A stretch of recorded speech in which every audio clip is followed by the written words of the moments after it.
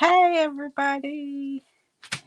All right, so this is a recording for this new venture that I'm on, and it's going to be exclusive for the VIP members of Creative Treasures, where we're going to do some live classes and some recorded classes. Um, just nice content for you to enjoy as part of the VIP group. So what I want to do today is I want to start with, the first projects that we're going to do. Just make it nice and easy and simple because I don't know the level of everybody yet. So let's start with something fun and, that you can use whatever you have around the house.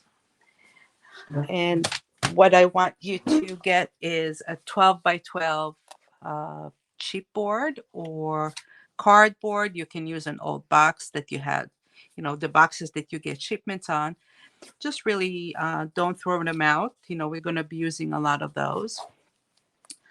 And, it's pretty sturdy, so it acts as a nice base. And if you have scrapbook paper laying around the house, why don't you go and grab a few? We're going to be using heavy cardstock. This is, I think, 190, just about 190. So it's not your regular paper. It's a little bit more sturdy. And if you don't have them all from the same collection, that's fine. Try to match the colors. And the colors I'm using are sort of vintagey and browns and this like yellowish color um, paper.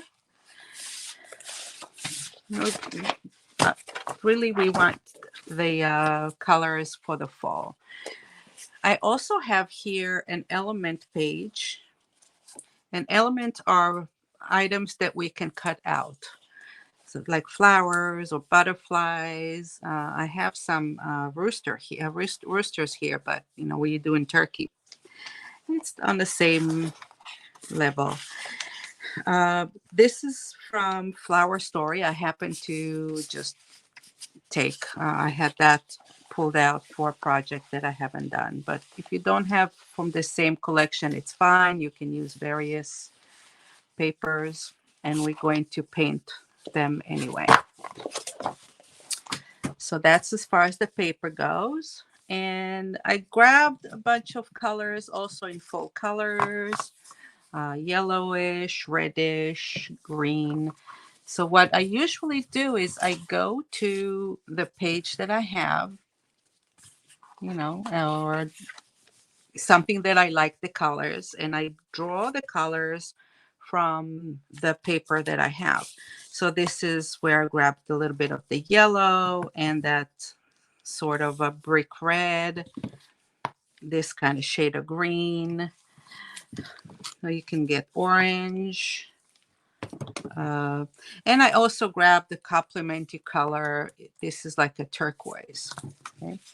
In here, in this page, I have a little bit of the turquoise there. So, and I see that it matches, and I just grab that too. Don't have to invent the wheel. Just find the pages that you like and pick the colors from there. So what you really want is about 3-4 colors that are that go together in the same family. So you see this not really bright. They're more like fall colors here. And the complementary ones. So lighter green, orange, brown, and I have this like antique white.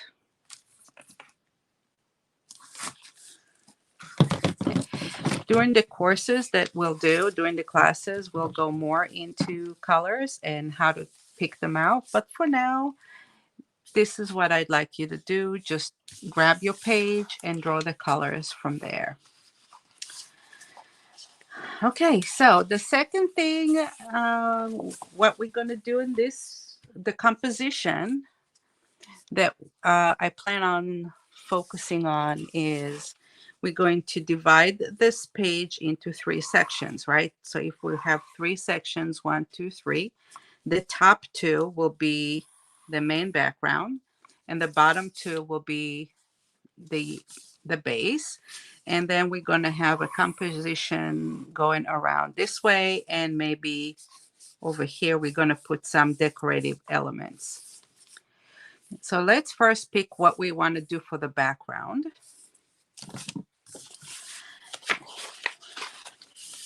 And I like something that looks a little vintagey. Like I can take this one. This one has some black on the other side, which I'm not going to be using a lot of. So that's a good option. Okay. This is, maybe it has some interesting here patterns. Maybe I want to use these. So I'm putting this on the side. Also, this can be good because it has this frame around. So you can choose that one. You know, this one has a frame around. It's even more delicate. It's also kind of fun. This one has elements I might want to use. And this is a little too dark for my background. And this one has elements. I'm going to put that aside. Okay, so this is very busy and very busy on both sides. And that one is also a good option. It has an option here and an option there that we can do. We can put the whole thing up and actually divide it by using our colors. So that is also a good option. And I like the dark brown here that looks a little bit like wood. So that is also a good one. I have 2 good options, this one and this one.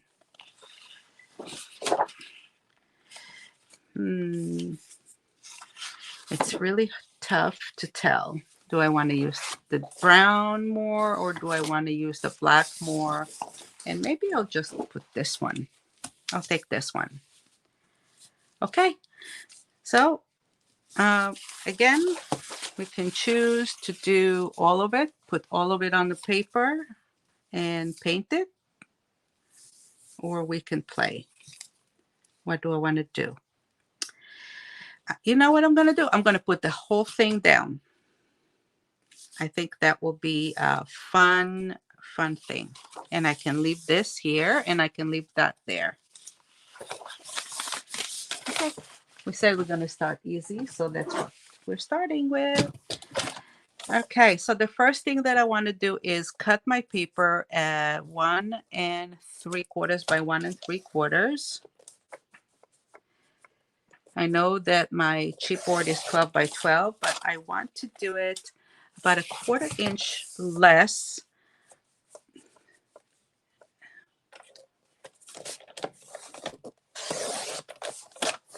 Okay, so I'm taking 1/4 inch out of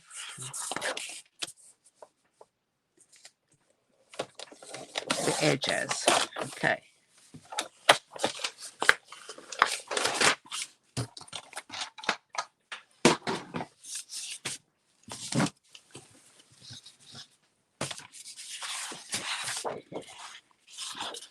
And I'm going to put it there so that there is a little bit of a border around. You see? When I leave a little bit of a border around, the paper will adhere much better to my surface. All right, second thing I want to do is I'm going to take my mixed media glue. So either take mixed media glue, or you can take the Mod Podge. That's also act as a mixed media glue. If you have Mod Podge, it's fine. If you don't have that either, just take regular white glue and mix it up with just a little bit of water. And I would say about 3/4 should be the glue. And just a little bit of water just to make it a little bit more liquidy. Okay. And you want to saturate your brush with water and add the glue to the board.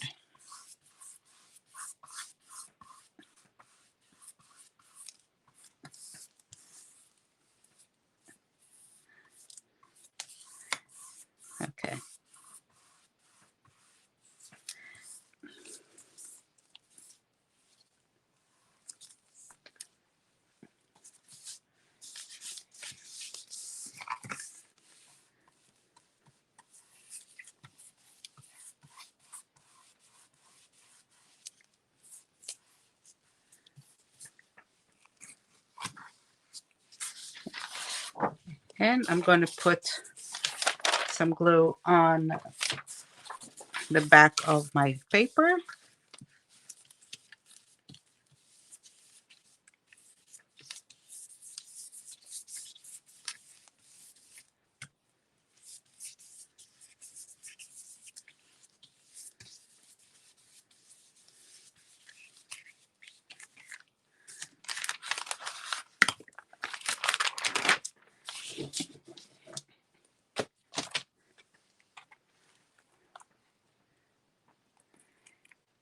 And let's put it over the board.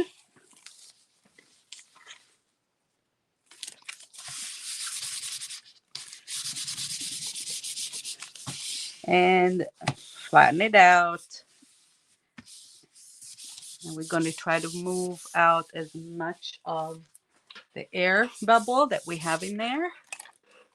You can use your bone folder. You can use something flat.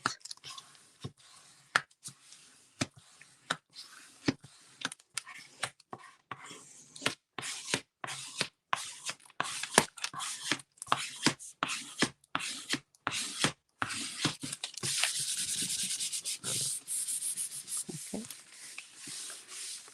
And when that's done, we're going to put another layer all the way on top.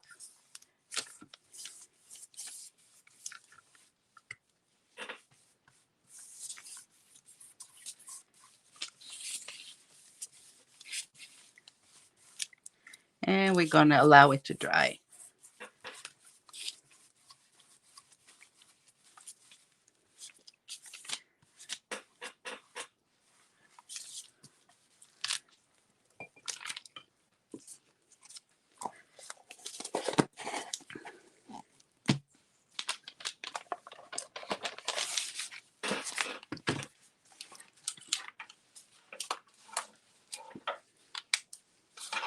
Okay, so you can either let it dry naturally, or you can speed it up. And how about we're just going to speed it up just a teeny bit here.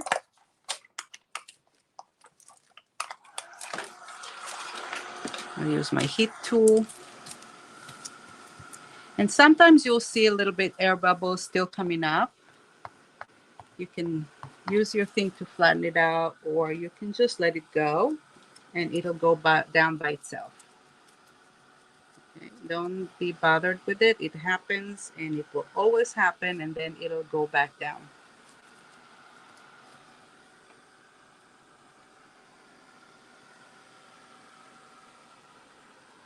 So this first layer that I'm going to put on top, it's going to go through the paper because the paper is porous. So it will go through a little bit and adhere to the layer that I have underneath.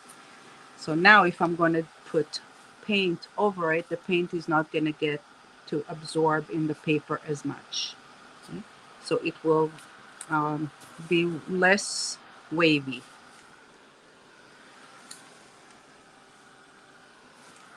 And it's pretty dry. It dries pretty quickly.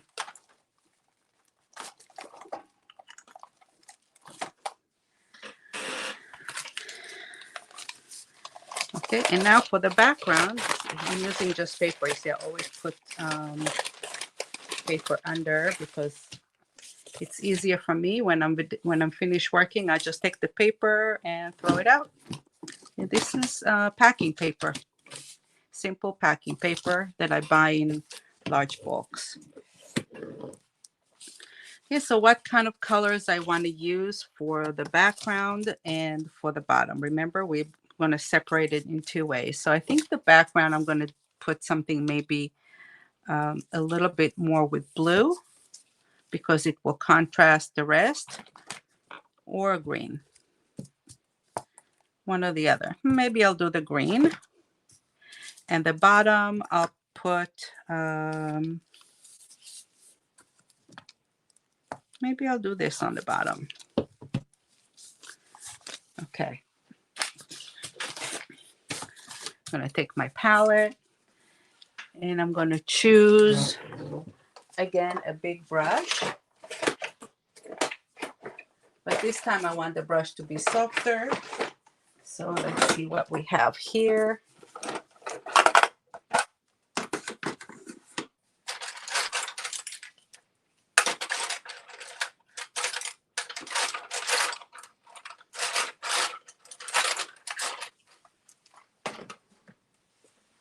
Okay.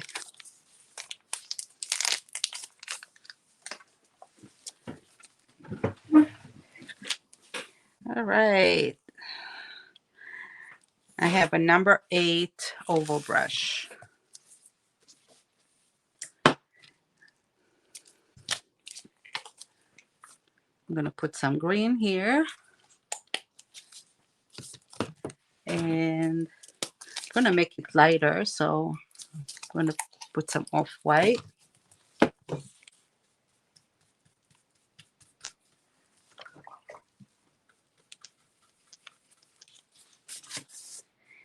You know what? You probably need to see. This is not a good idea to put it over something that I just used. Let me see if I can get something a little cleaner.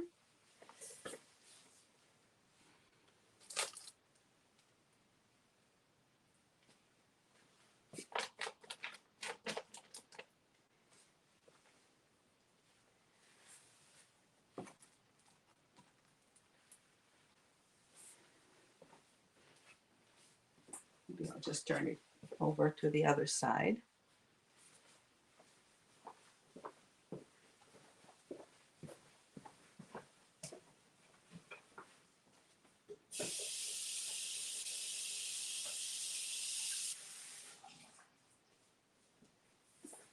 Okay.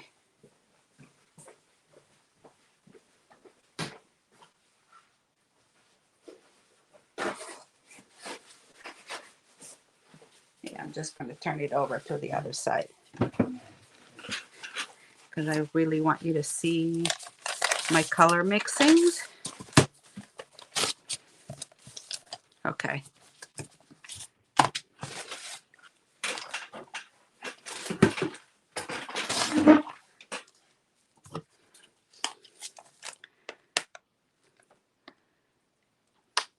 Put a little bit of the green, a little bit of the off-white.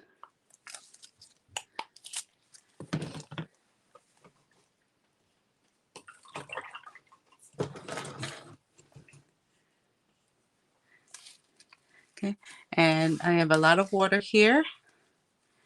Since we're doing a wash, it's really just water with color. See, when I put it in, it'll give it a little tint.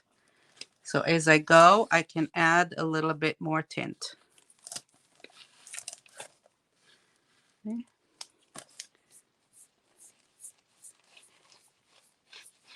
And I sort of just lay it over, and I get a tint of green.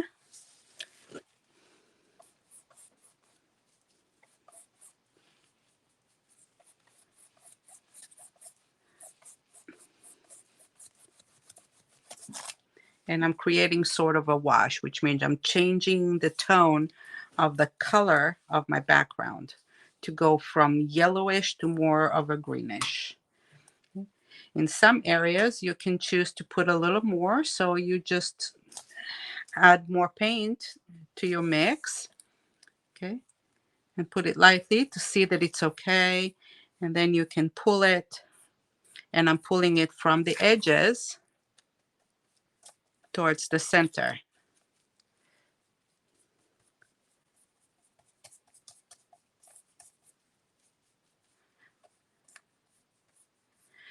Even if I put it over the elements that I have already on the paper, it doesn't diminish it. So it creates a nice blending.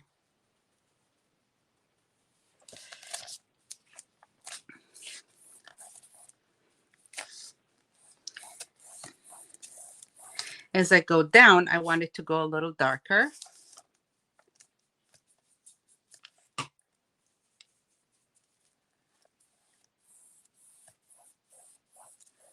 Okay.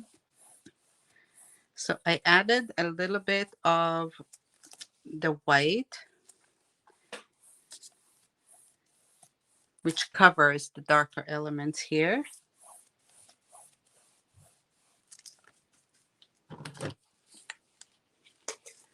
I'm going to add a little bit more of the green to my palette. And I'm going to take another color.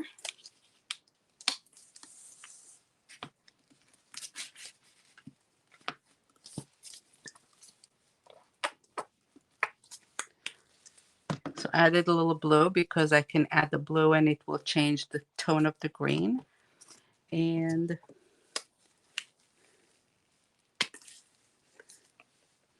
maybe some of that brownish. Okay.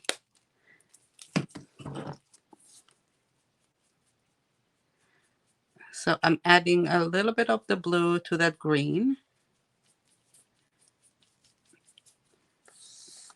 Let me see what I have. Oh, see, it's really opaque now and totally different color green. It's too opaque, so you can get some water on your brush and blend it.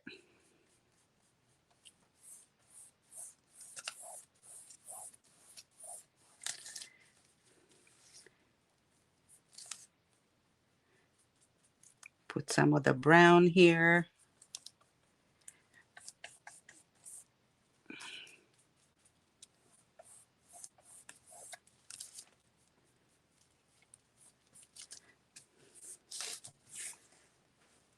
Okay, now I'm going to go crisscross because I don't want the brush strokes to show so much. So I'm doing crisscrossing.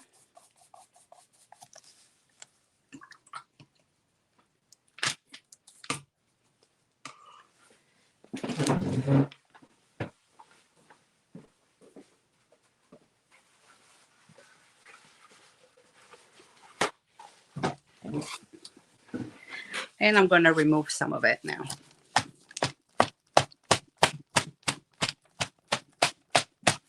Just with a paper towel.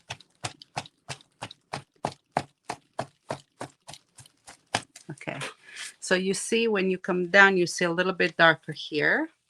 So this is just the beginning. And what I'm doing is I'm layering, and I'm layering until I will get the final result that I want. Okay.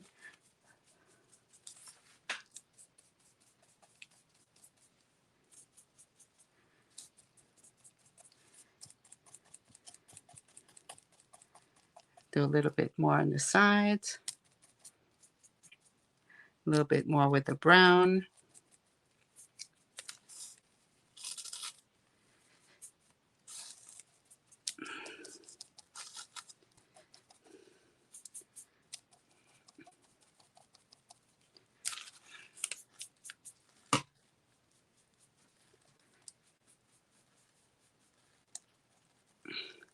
How about we'll put a little bit more blue here.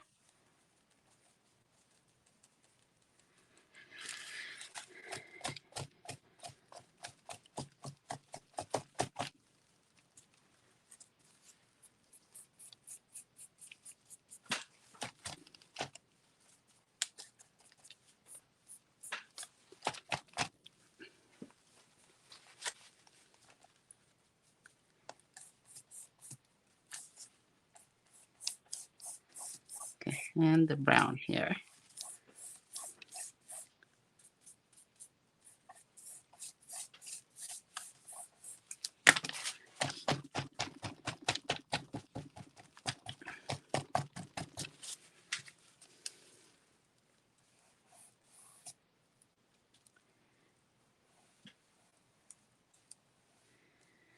Okay, so this is the white. It will add some contrast here. Here. So we have some definition here a little bit.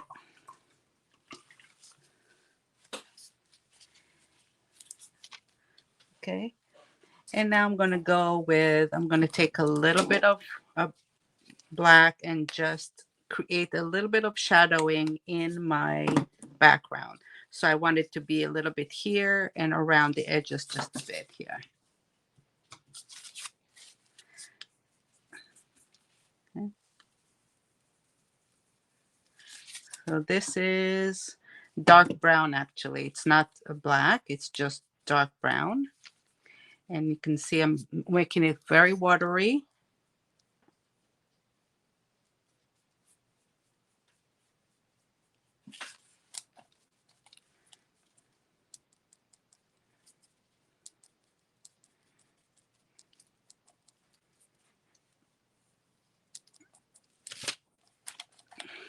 Over here, I'm going to have something so it doesn't really have to be so much here, more around the edges. I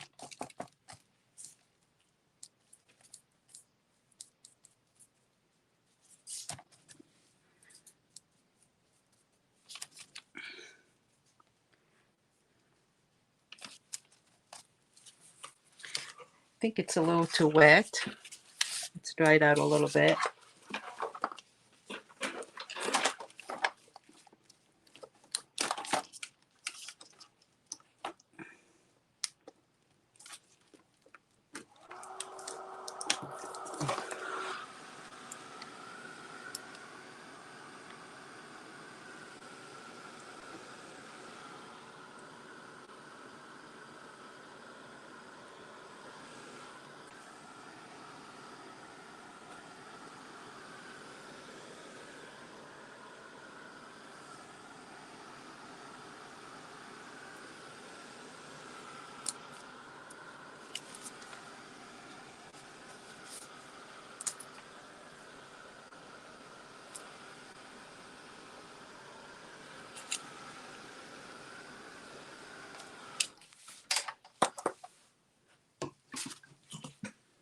Okay. Have less water now because I want to color the paint to be a little more intense than it was before.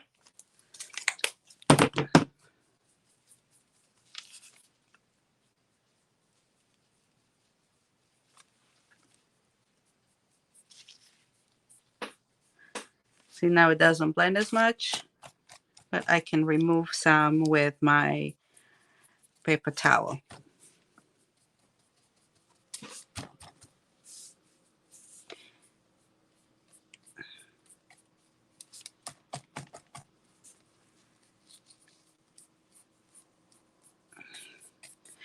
So I'm doing some long strokes here.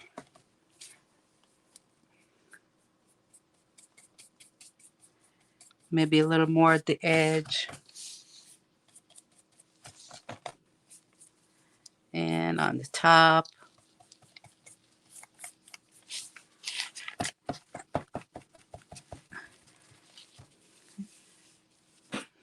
And over here.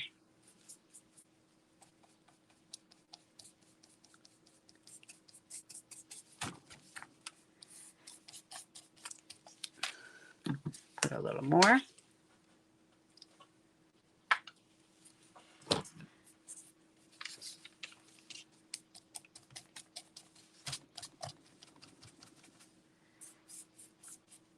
So I'm putting it around the edge also. And it will blend in the area where I have the paper a little bit farther from the chipboard.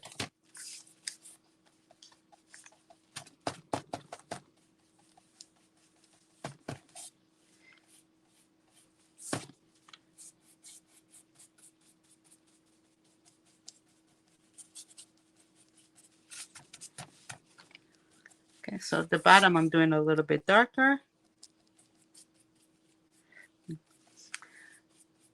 So less water makes it a little more intense. Like that. Okay. I think I'm happy with it right now.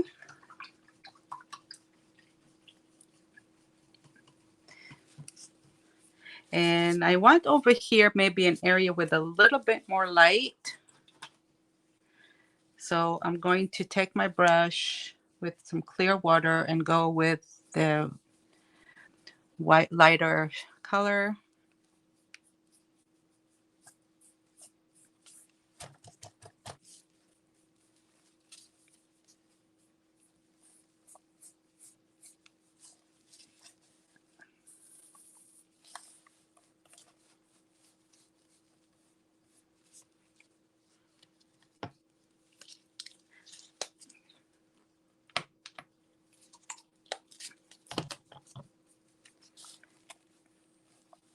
Do a little X here.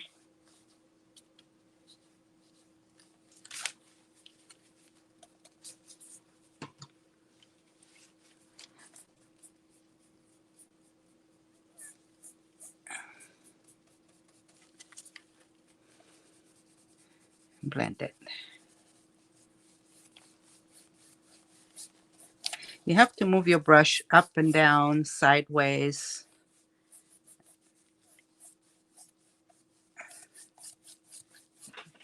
That will blend. Now a little bit more water.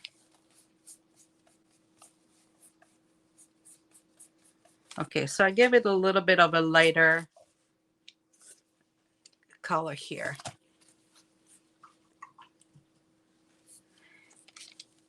You can do a little more here at the center.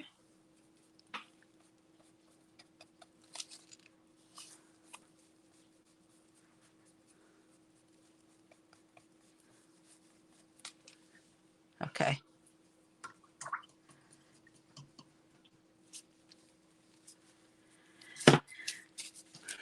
All right, this is our background. I'm going to go ahead and put it aside and let it dry.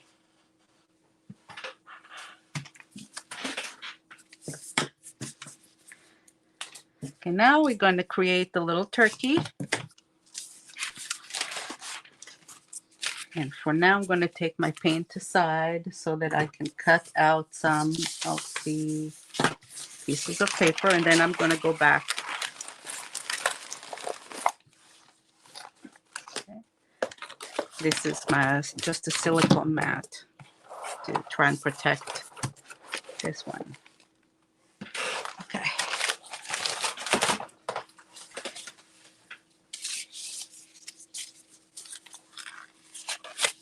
Take my gloves off.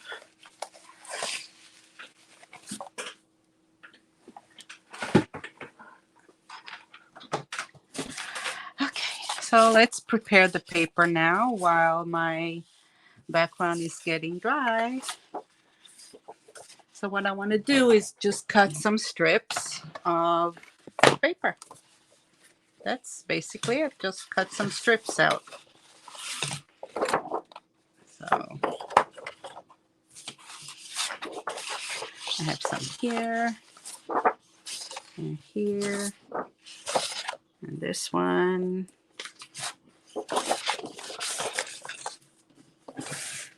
Okay.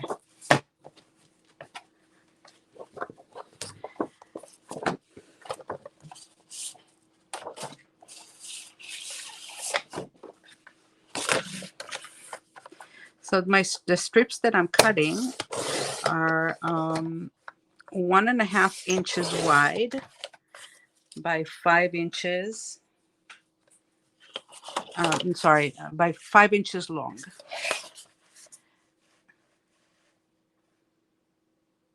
And so let's do 1.5 here.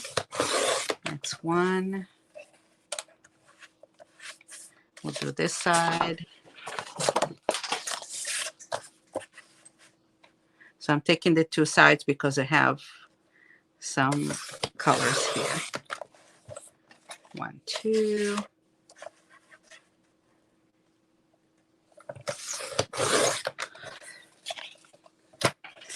I think I need about 15 or something like that. I'm not sure.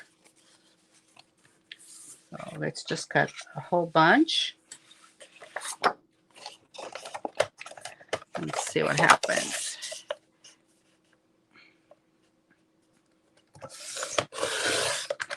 One, two.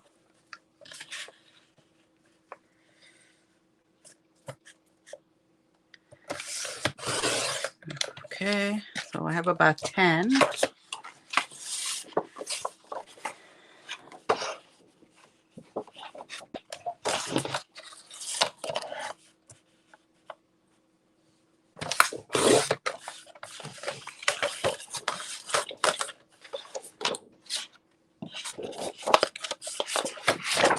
So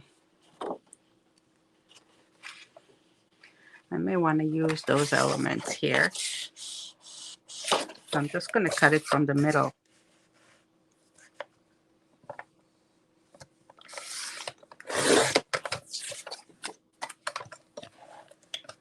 Okay.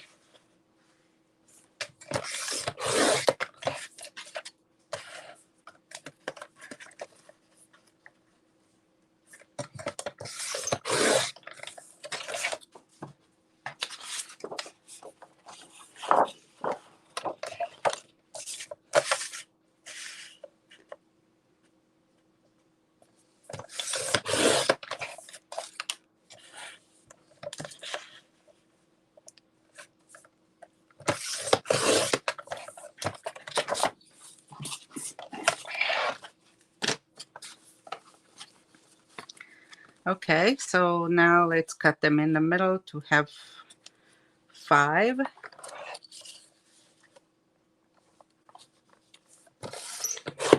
This is 5.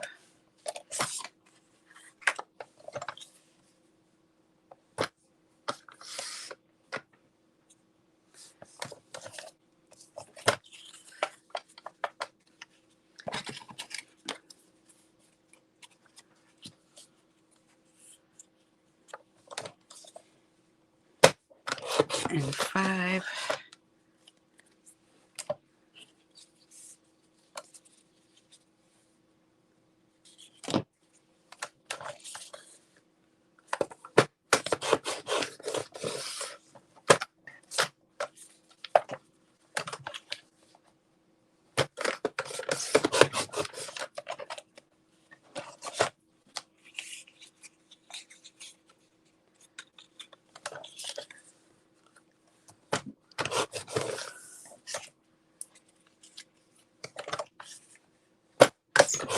Okay.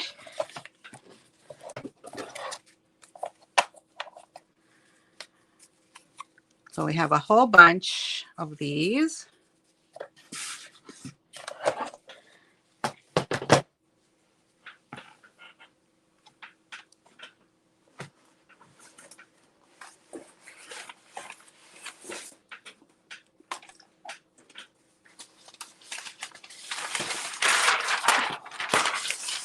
I'm going to just go ahead and paint them in different colors, different hues.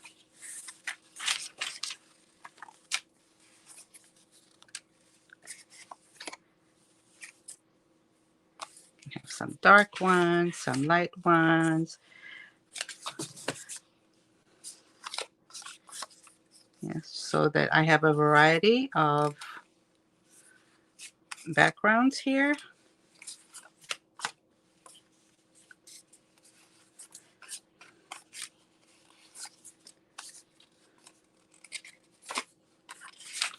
Okay.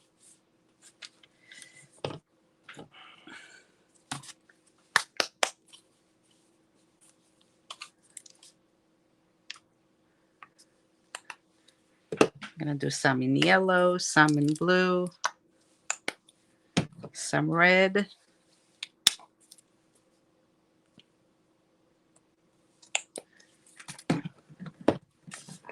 Orange. Oops. And light green. Now, before we use the darker green, now I'm putting over here the lighter green.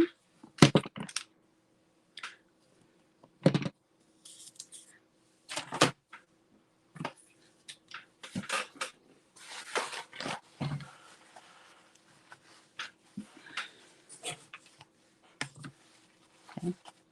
Let's start with the yellow.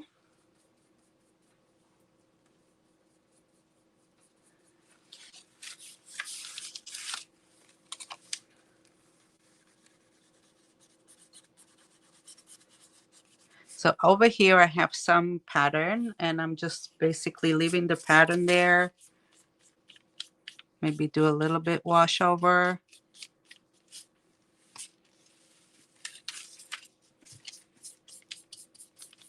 Okay.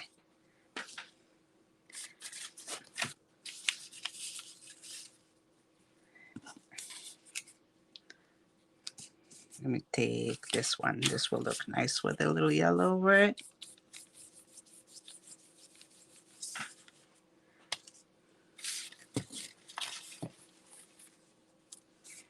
Maybe this one.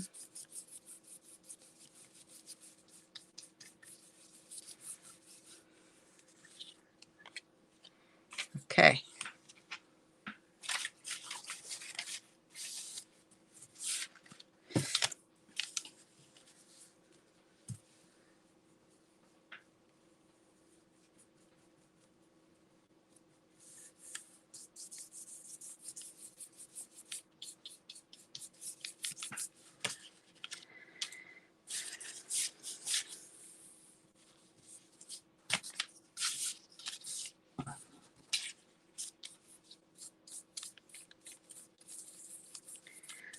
Here we go. We'll wash. So I'm getting a little bit of more vibrant colors here.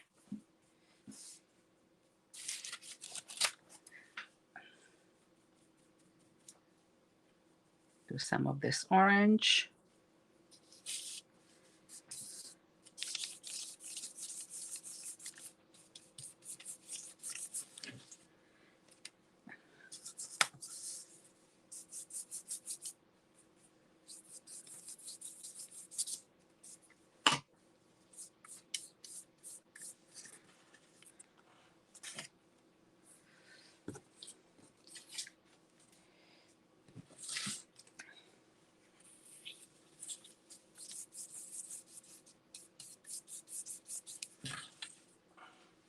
Okay.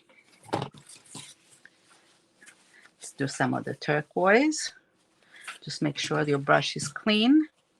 After you use yellow and orange, you want your brush to be pretty clean.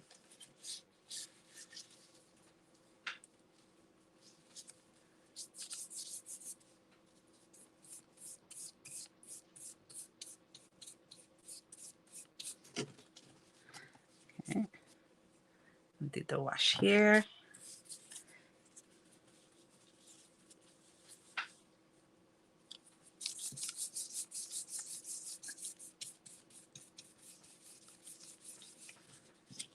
Here.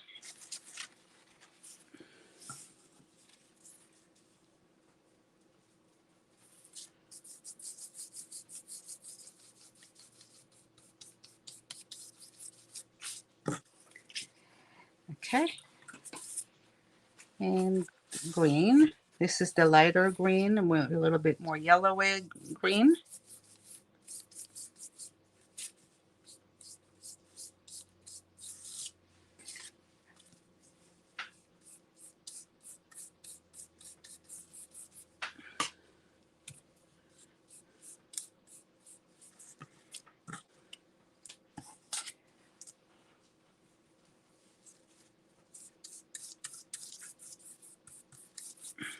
Okay. And last one.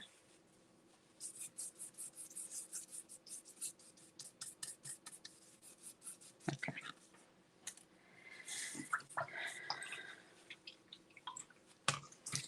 Oh, forgot a couple.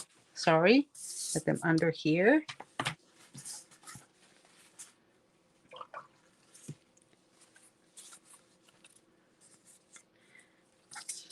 But I'm going to leave these like that.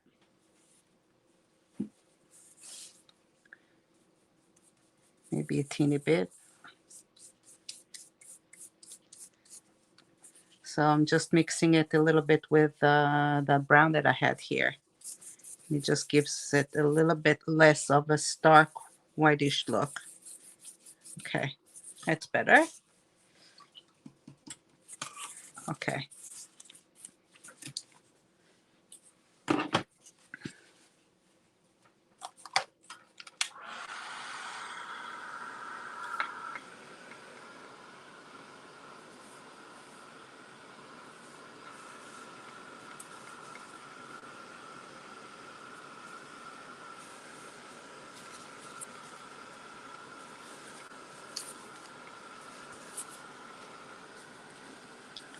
Just making sure they're dry.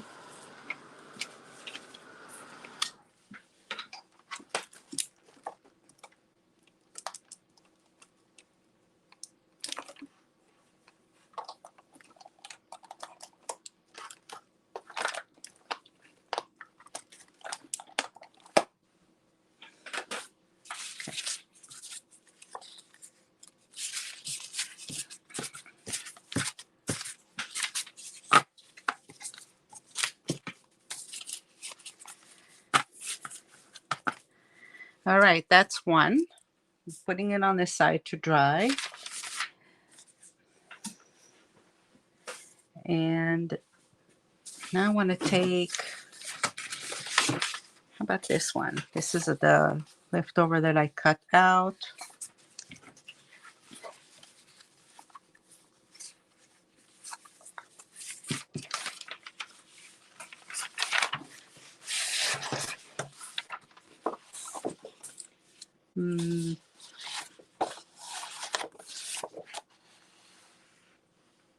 Trying to see which one I want.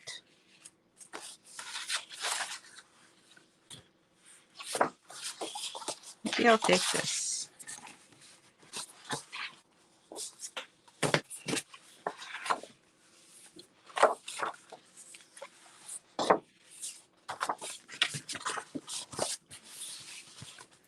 Okay.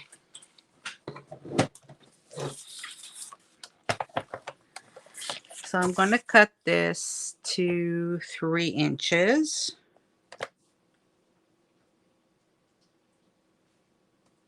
3 or 4.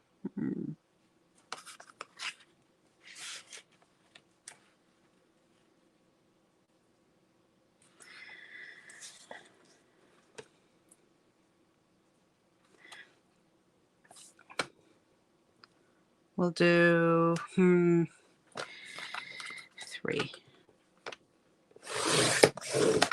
Okay.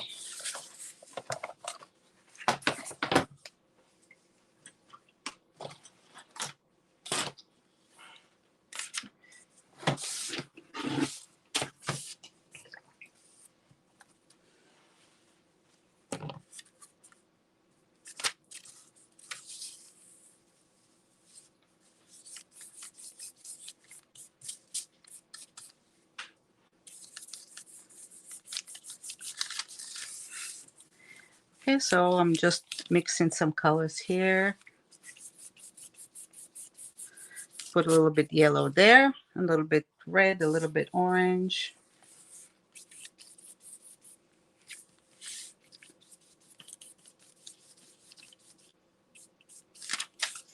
Okay.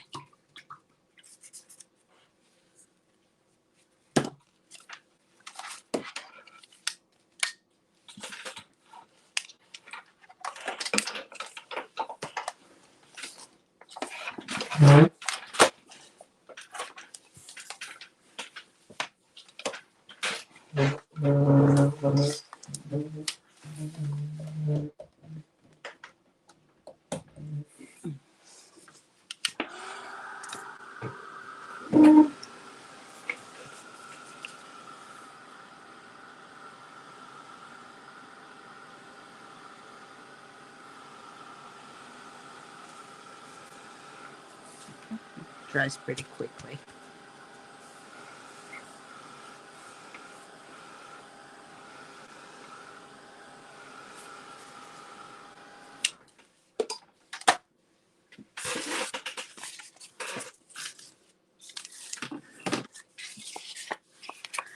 Okay. That's 2.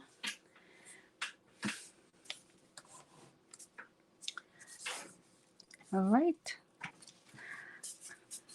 Now let's build a turkey. I'm going to take those and I'm going to score them on the sides.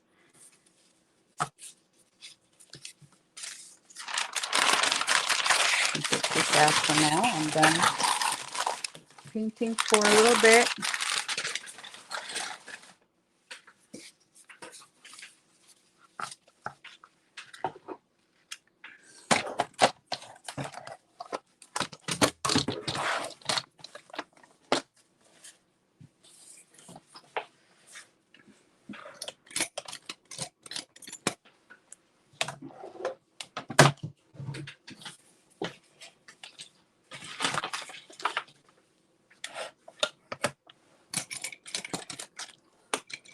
Okay. So these are 1.5, right? I am scoring a 1/2 inch on each side.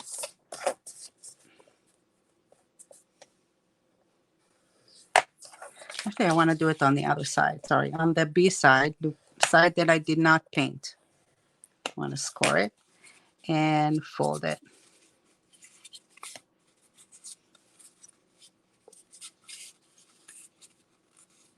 Like that.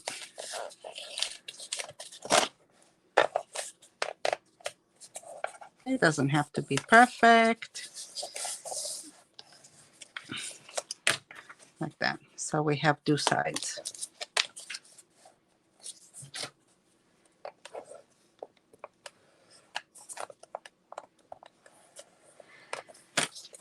So I scored it a 1/4 inch on each side, and I'm going to fold it like that. Right, we're going to do all of them.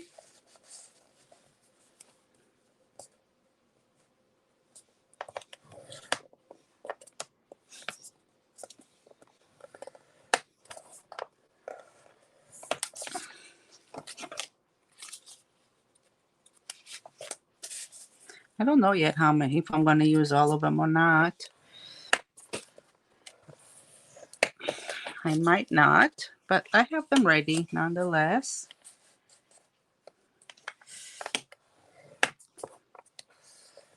It's always good to have more than not enough.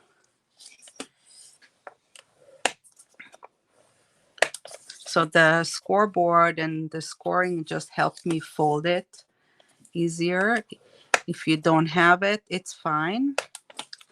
You know, don't feel like you have to go outside, run and buy one. You can just as easily fold it by yourself like that. You know?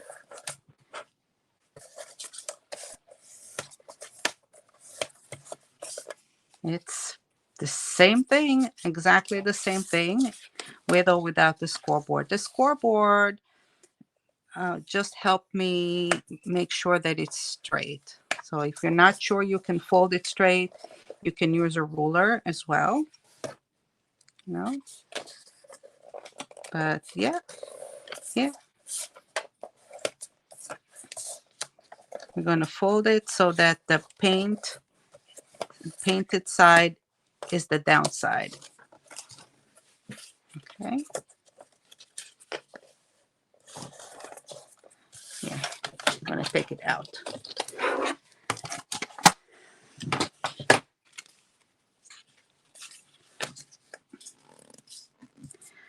Again, folding it at about a 1/4 inch.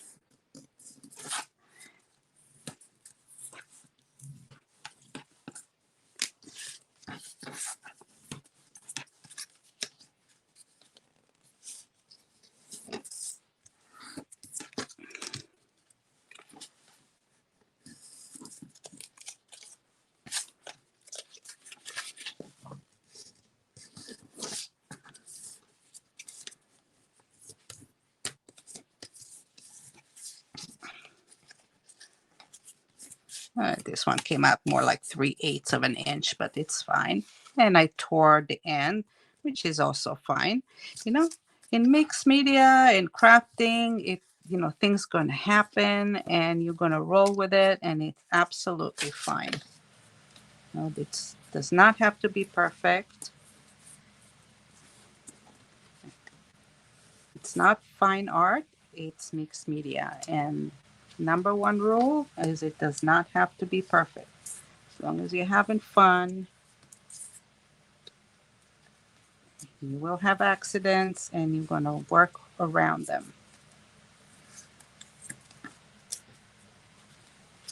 And also, there's always more than one way to do something and to achieve it. So what I'm showing you is, I'll try to show you different ways to do the same thing. You can always do your own, try this, try that, see what works for you.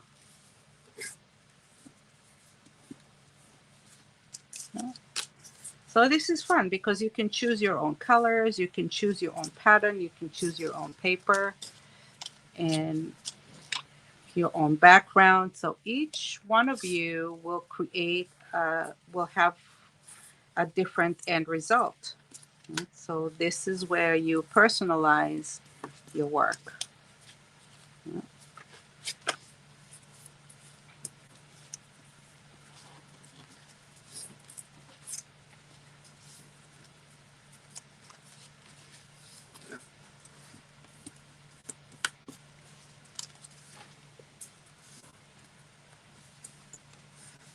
You can choose to do it like one color, for example. Not too many colors.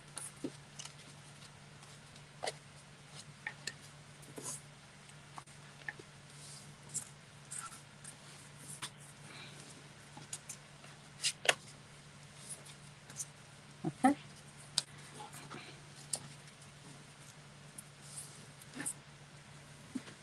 So after I've done this, okay, I'm going to round it up, and you can take like a round, maybe a paint tube, your finger, whatever you want. Just sort of bend it a little bit. Don't fold it, just bend it to create a little bit of an arch.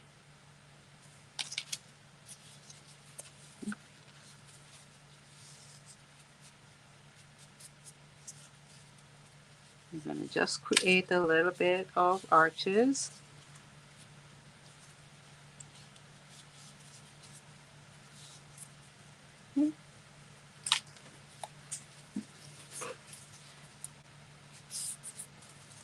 Oh, this is another good, here's a good one. It's a smaller tube.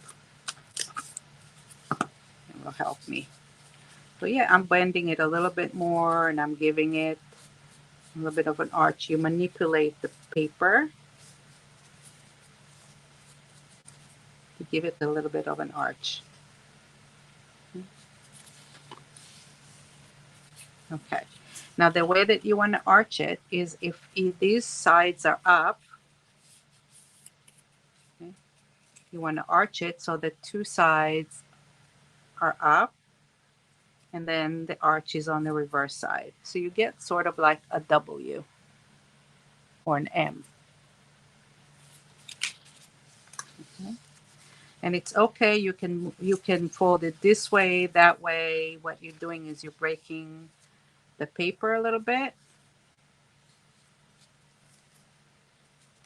Okay, but this is what eventually we want. Like that.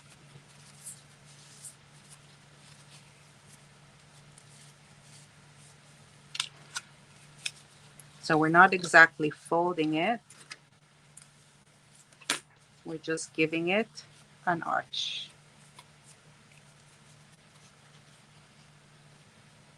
Okay.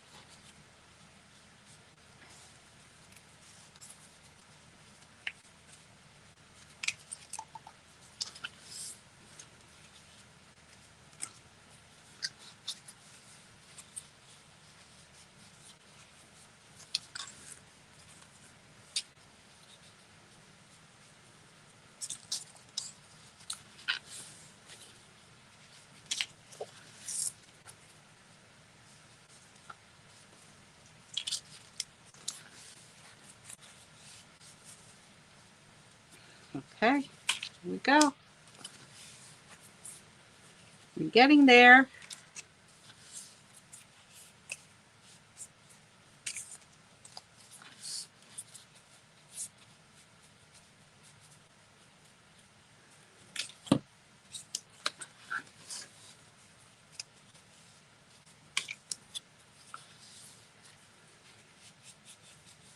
All right.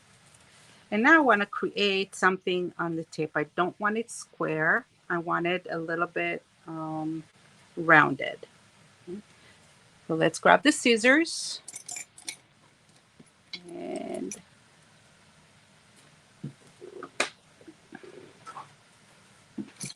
let's see where my scissors are. Okay. And I'm picking one side, and the center is going to be the higher point, and I'm just going to cut a round circle in a circle like that. So this is what I'm getting. I'm getting two little pieces here, and then this as a circle.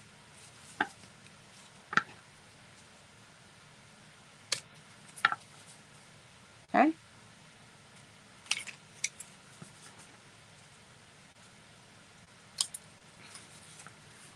You can make it a little more pointy, or you can make it a little more round.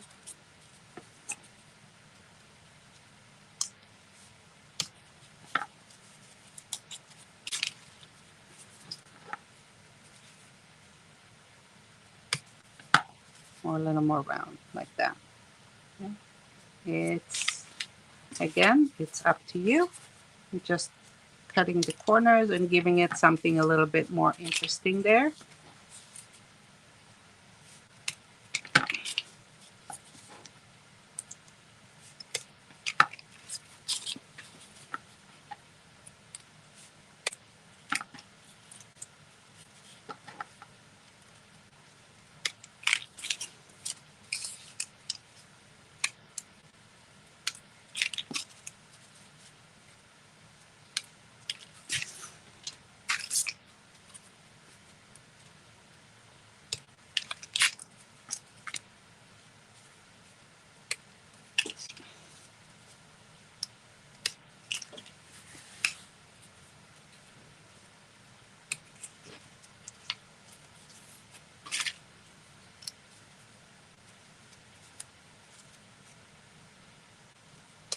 Okay.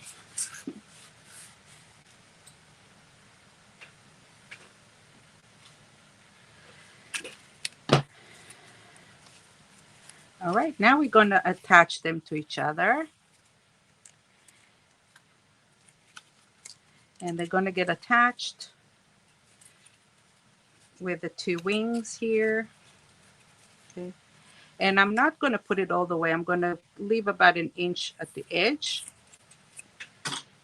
And I also have some clips here in case I want to use some clips to hold it together while it's drying.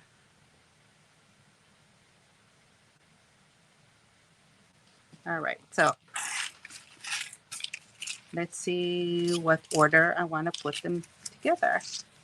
And I'm going to try to put them next to each other in various colors to create an array of shapes. Okay, here we go. Put this here, this can be here. Yellow.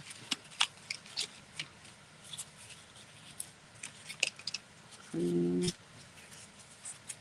Blue. Orange. Okay.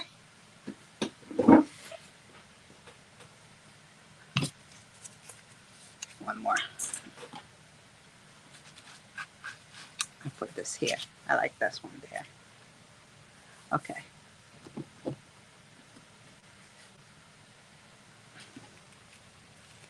I'm not sure, like, oh, this one is the wrong side. That's why I didn't like it.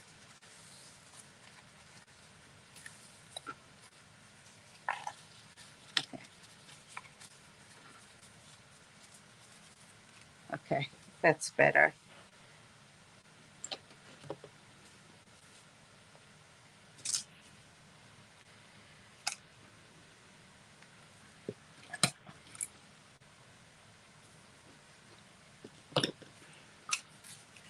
All right, I'm gonna put glue on the wing, not all the way.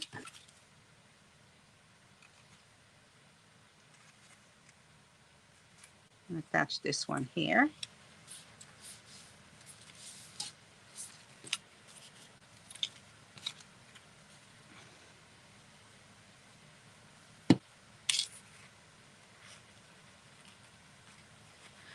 So to show you the direction that I'm going in, the painted side is the top one and the wings are attached here. Okay, like that. And the painted side is on the top. And then we're going to attach them together and create sort of like a spread.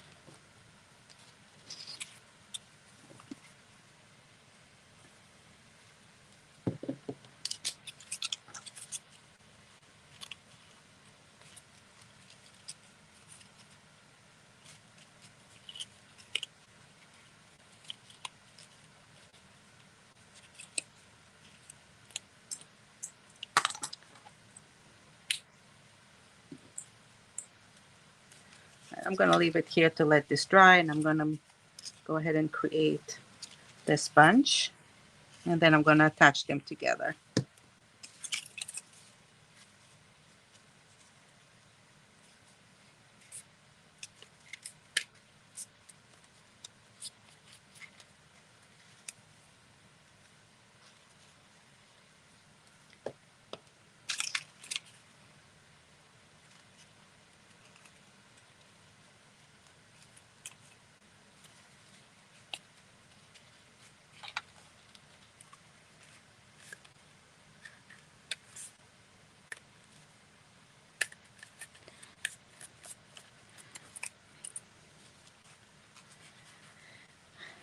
Okay. So the glue that I'm using is the Art Glitter glue because it lasts a long time. It doesn't dry out, and it also dries quickly. So when I'm using it on paper, it really dries very quickly. I like this glue.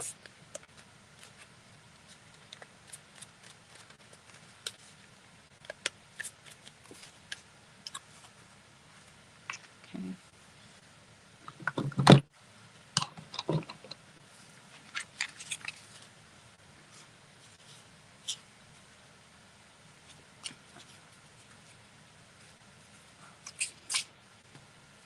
Okay. I think this one I did the wrong side.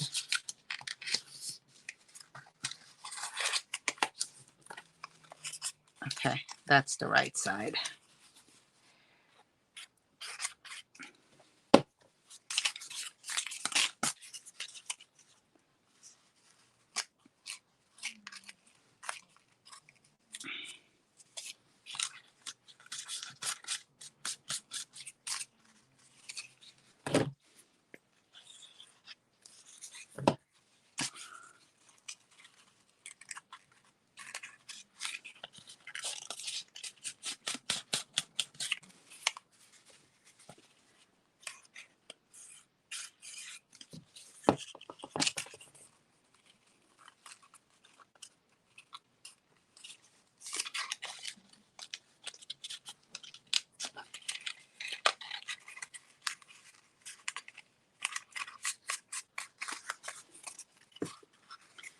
Cute. Okay, and the last 4 or 5.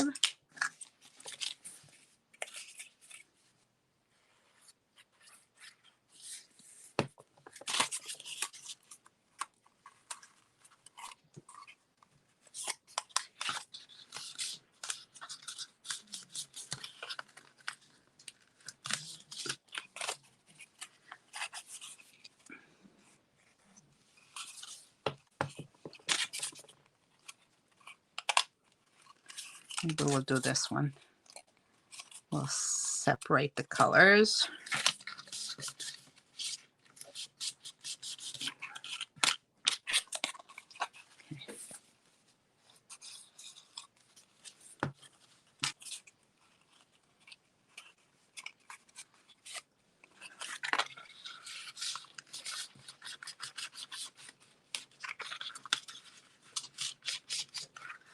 All right, so the last one will have 15. 5. I mean, so we have 4 times 4 is 16, and another one 17. All right.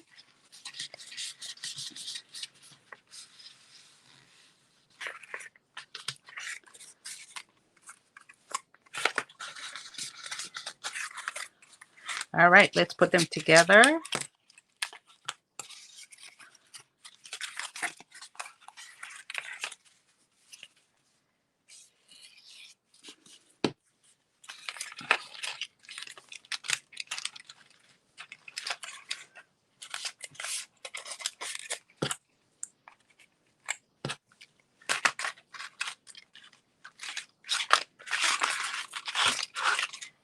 And these two.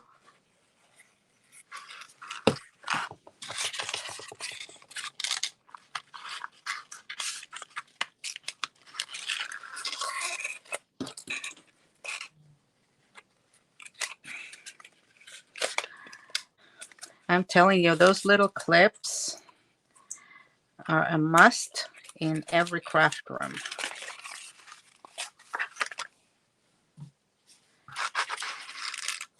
I use them in almost every project that I do. They come in so handy.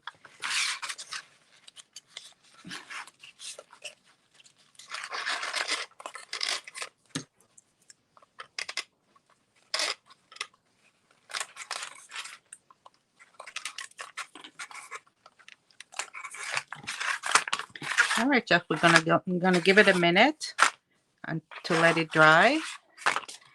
And let's take this one and go ahead and score that. So I think this is 12 inches here, and I'm going to score it every inch, like, I'm sorry, every half inch.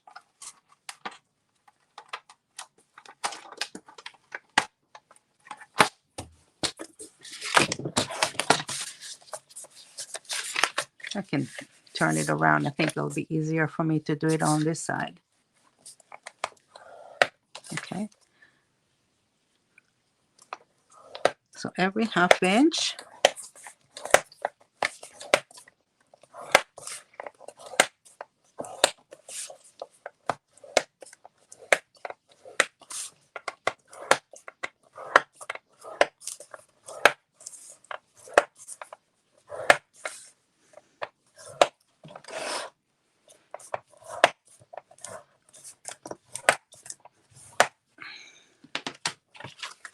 Okay.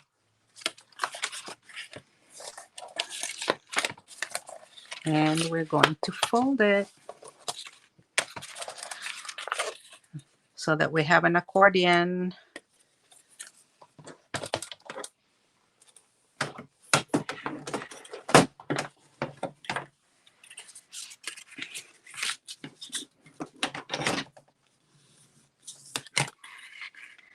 And I don't know if this will be enough, actually. We might want to do every... No, we'll do it this way. Okay.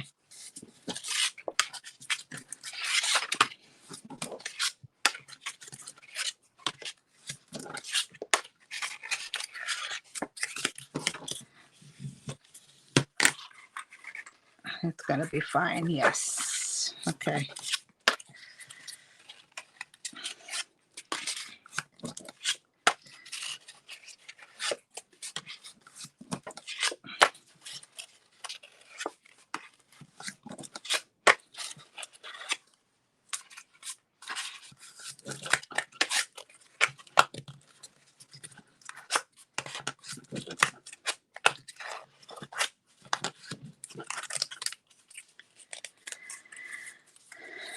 Okay.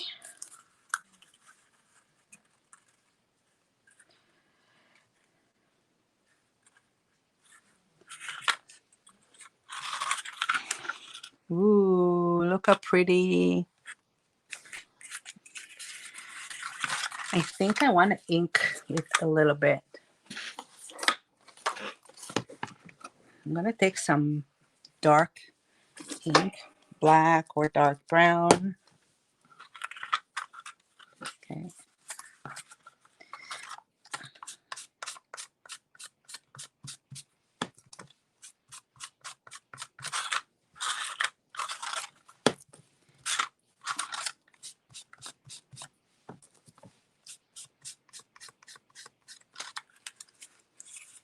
Okay.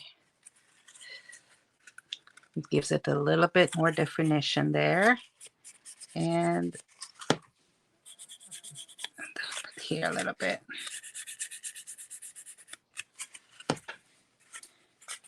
And the top. I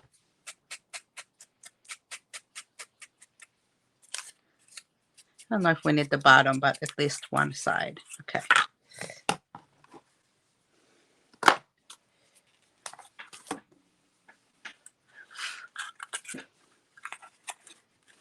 Okay, so for this, I'm going to go ahead and glue the edges. Let's take a bigger clip this time.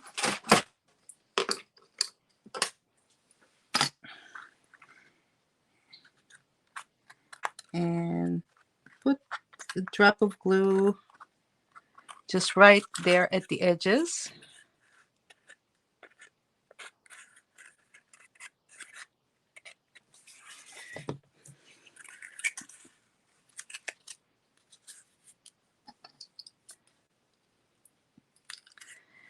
And let's let it dry. Okay, this here should be dry already.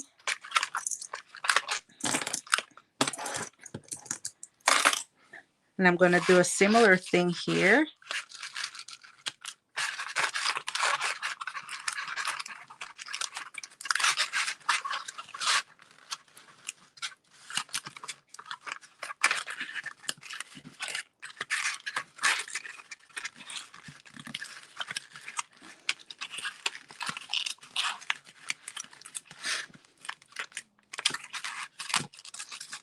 Okay.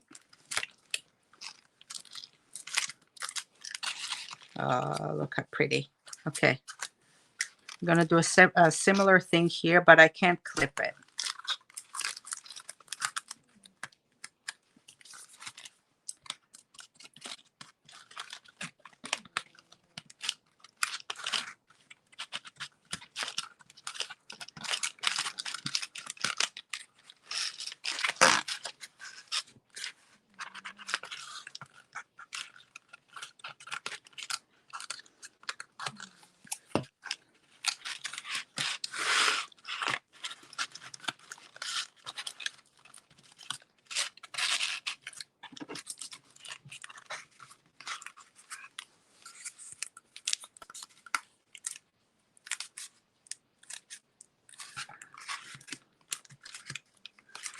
Okay. So maybe because I can't clip it, let me see what I can put here together. Maybe rubber band or hair clip might be bigger. I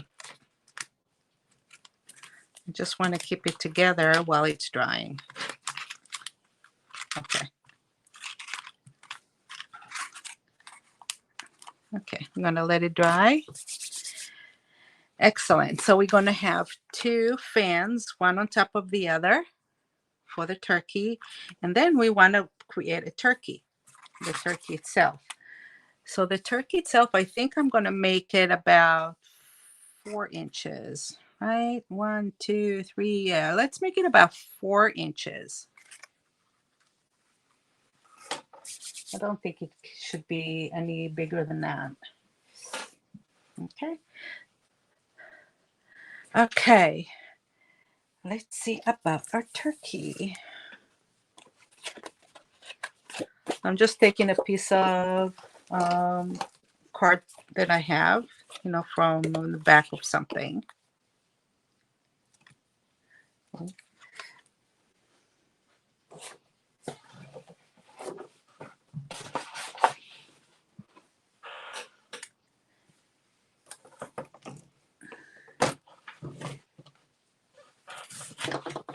All right.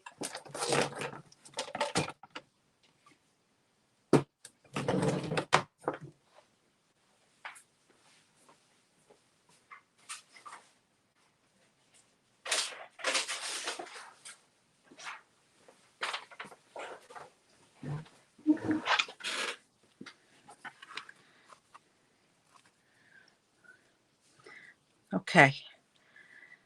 So let's see how we want the turkey to be. So we're going to do sort of like a body here in like a circle.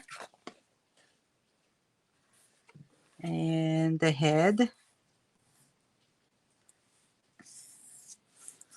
And 2 legs.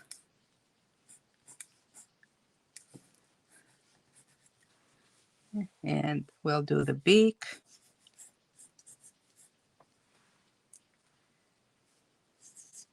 The eyes. Something like that. Now what I will do is I will create the drawing and I'll put it there for you to use. Okay, so that you can just copy it or print it and use it. Okay, so I think I made my turkey is just a little bit too big here. Let me see, 1, 2, 3, 4, 5. I made it about 6. So it needs to be a little smaller. Maybe like this.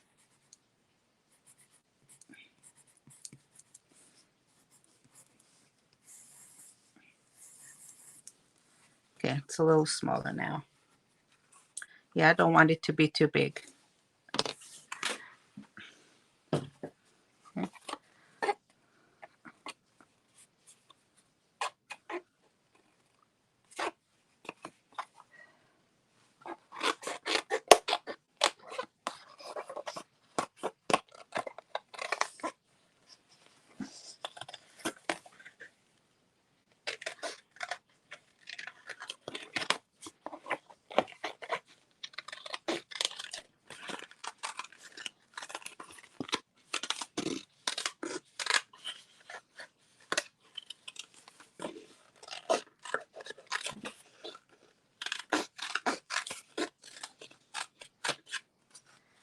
Okay.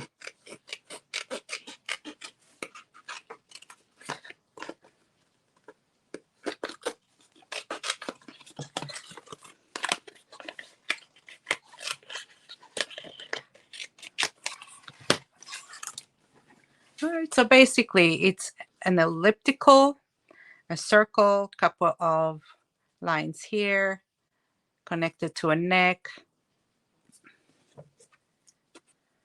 That's all it is. And this will be our turkey. Okay. Okay, so let's cut another circle. Well, with the circle here, if you want to punch it, if you have a punch, you can just go ahead and use a punch. You know, we just want a circle.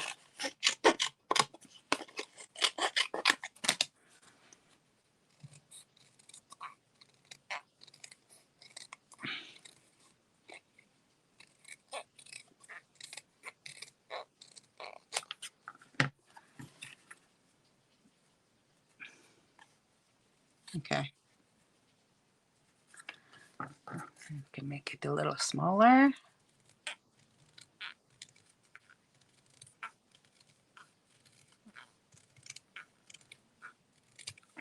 Okay. And we want the elliptical, so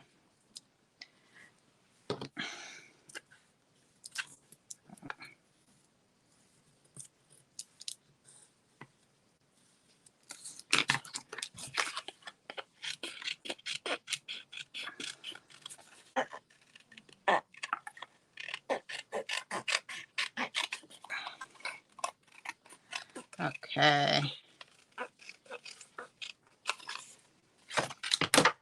It's like an egg shape. And this will go here. All right, and we want a couple of legs.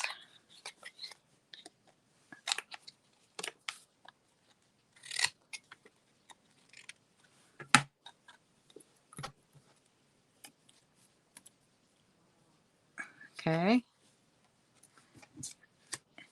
And the neck.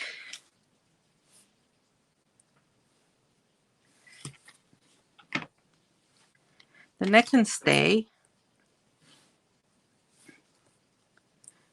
Maybe the neck need to be a little longer. Let's make him a little smaller. It's too big.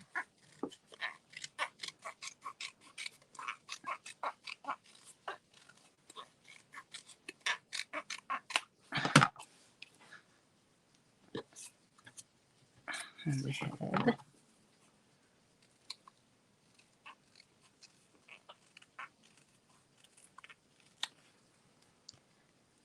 Okay.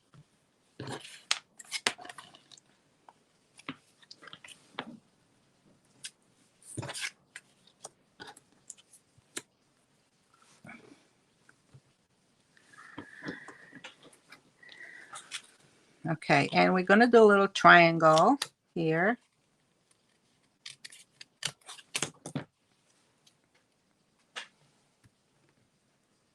For our little beak. Yay. Okay, and we want to do some arms. We want to do 2 arms. So I'm going to first of all mark here and mark there, the 2 sides.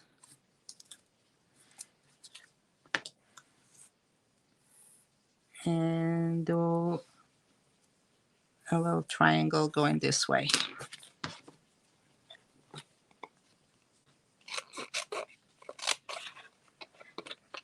So it gives me proportions.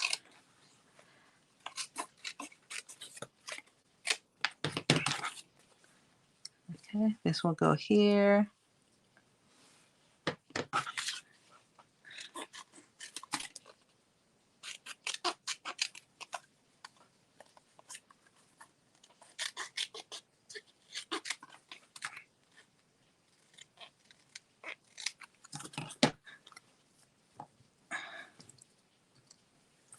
Okay, I think this is good start.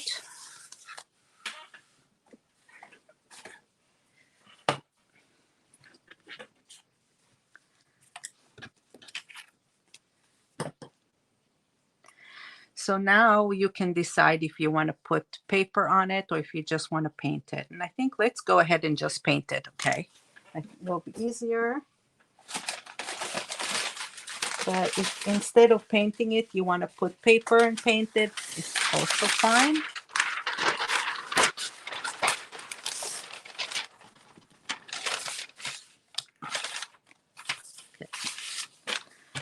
Okay. I'm going to take my dark brown. Where is my dark brown?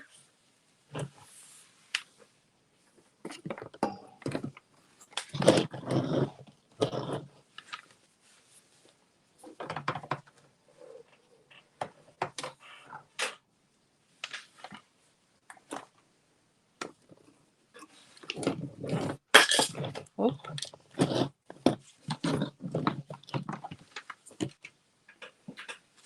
Where did I put it?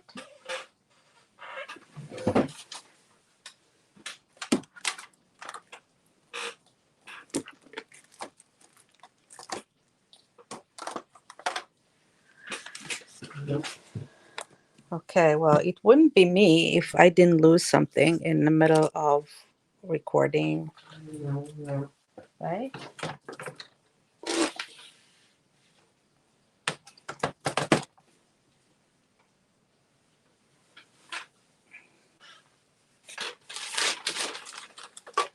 Okay. Da, da, da. All right, this is like really strange now. Let's take,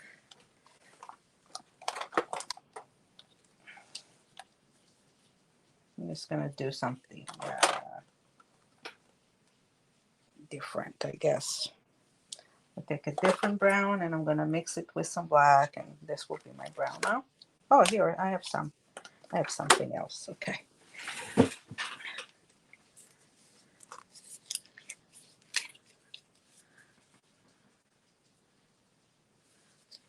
I found something.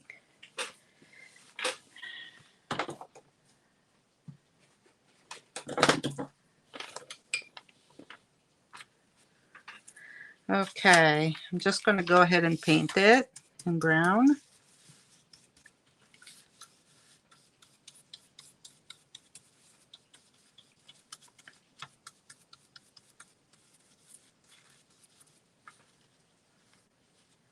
And I'm going to paint the edges too a little bit.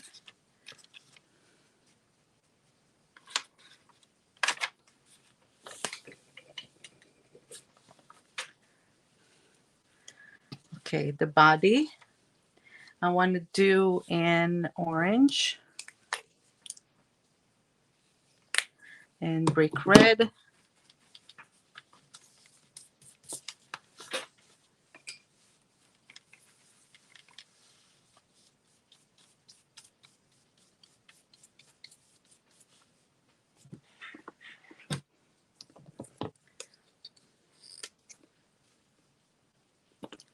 I want it very opaque, actually.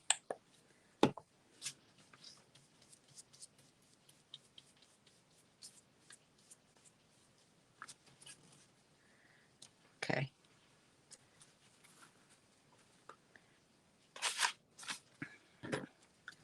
And the head I'm going to do in orange.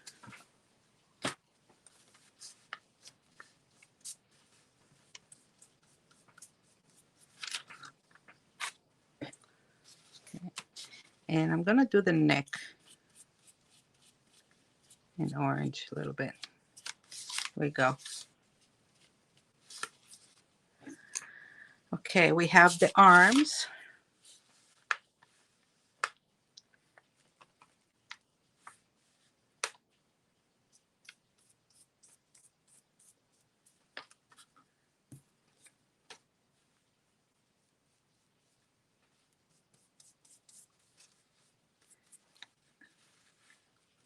And I'm going to do a little gradual, like ombre effect so that the edges are darker.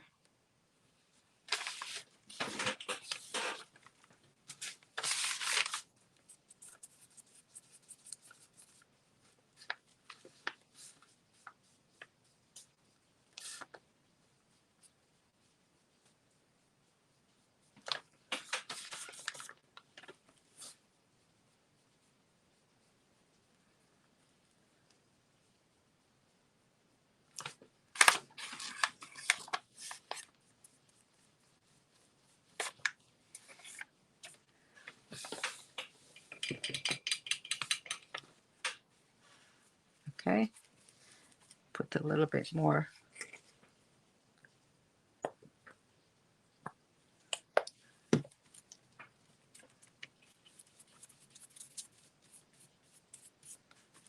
Of the red. Now I'm doing my brushing second coat in a different direction.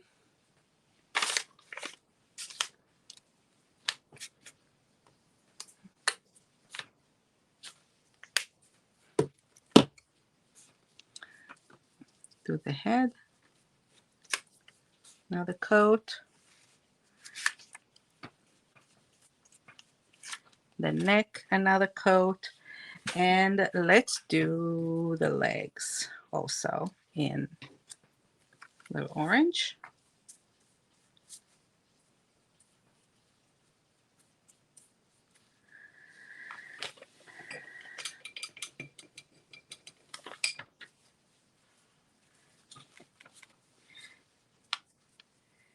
And brown on top.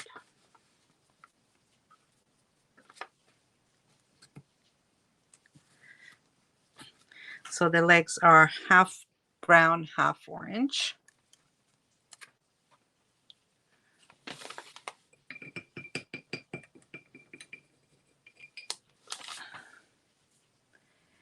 And what do I want? I want the beak, right? The beak we'll do in yellow.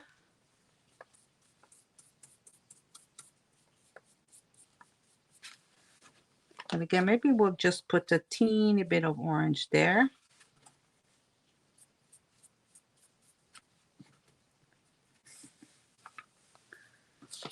Make it like that. Okay, so that's my beak.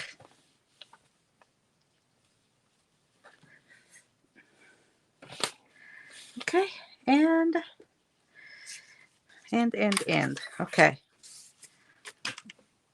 let me dry this up a little bit.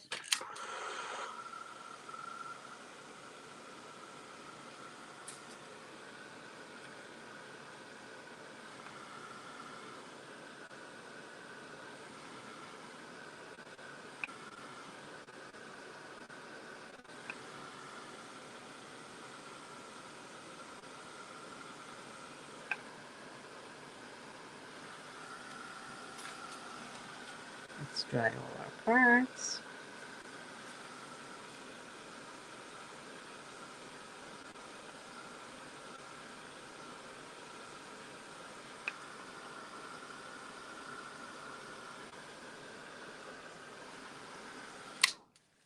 Okay.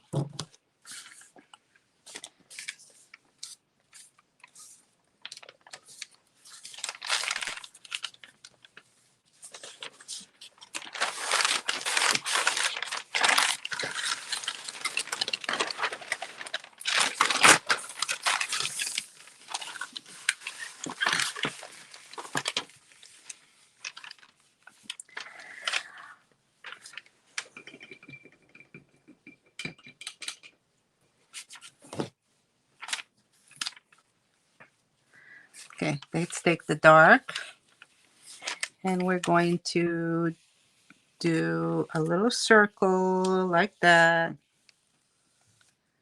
like a moon, like a crescent moon, like that, and around just a little bit here.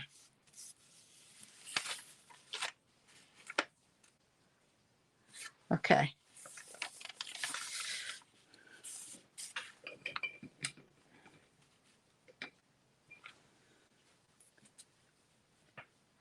I'm actually going to take a smaller brush now.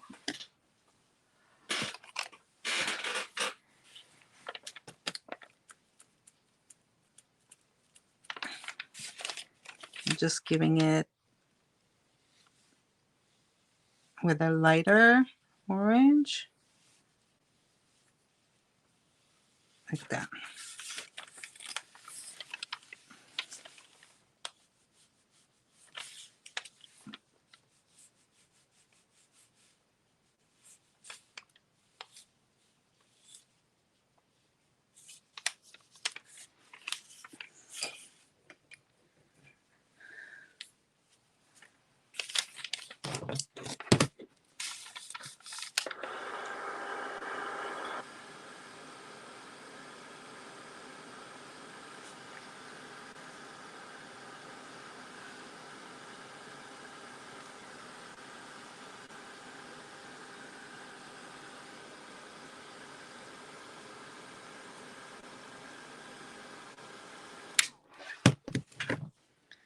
Okay.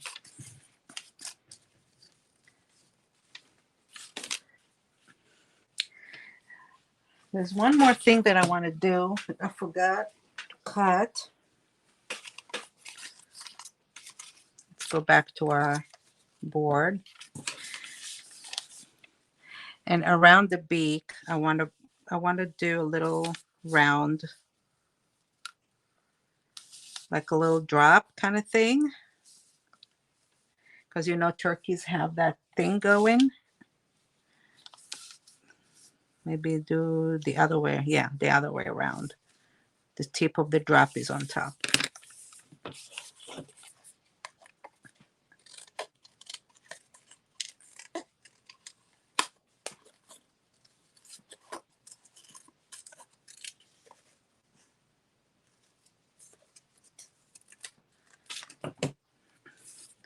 So we'll go around like that.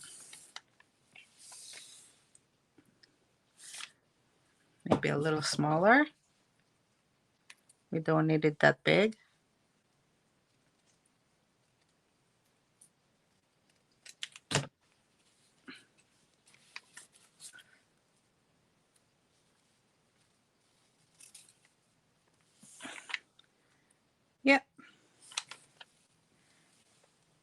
Cute. Okay. And we're going to do this one in red also.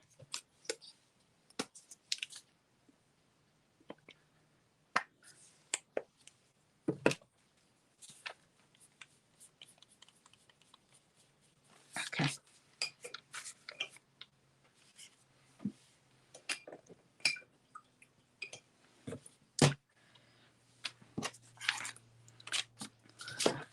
All right, let's see when we put it together what we get.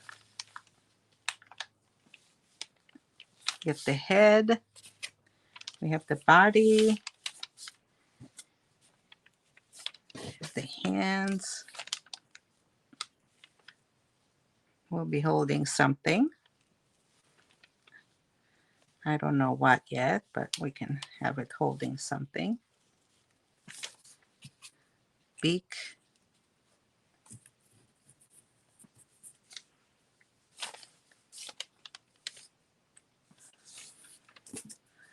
The legs. 1, 2.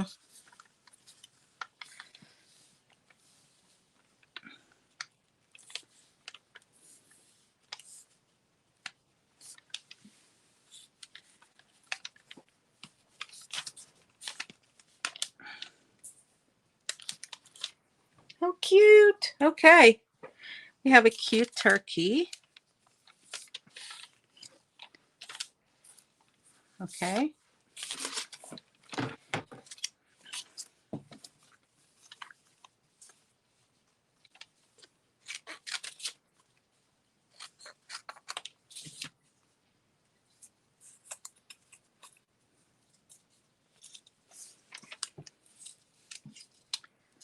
All right, so I took a piece of cardboard and I'm just going to fold it a little bit to create sort of like something to hold. Okay. I don't know yet what it's going to hold, but I want to do maybe like a flag or flower or leaf or something.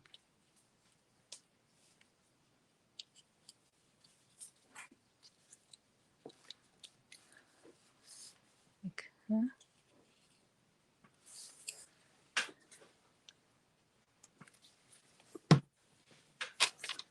And just stick the glue in there a little bit. So it's glued on the bottom. Let's paint it.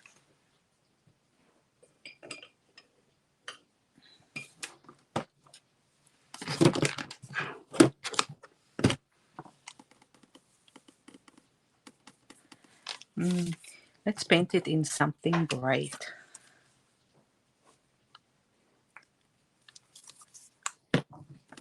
Maybe a little blue. So it'll stand up.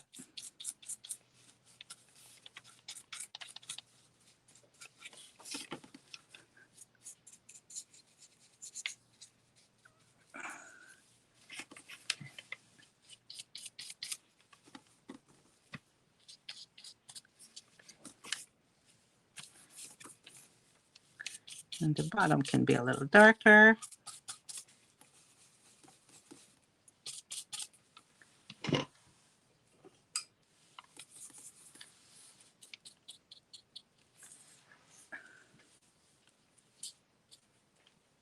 Cute.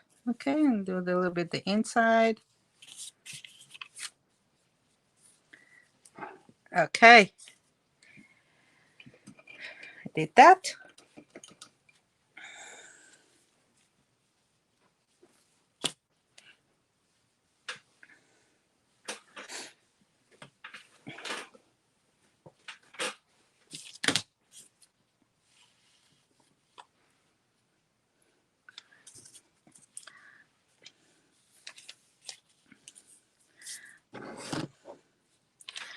Okay. So the face I can paint with some Pushka. If you have Pushka, great. If not, use white paint.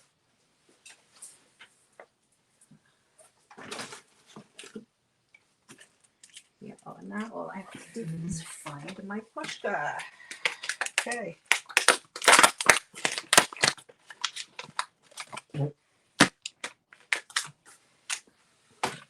Okay.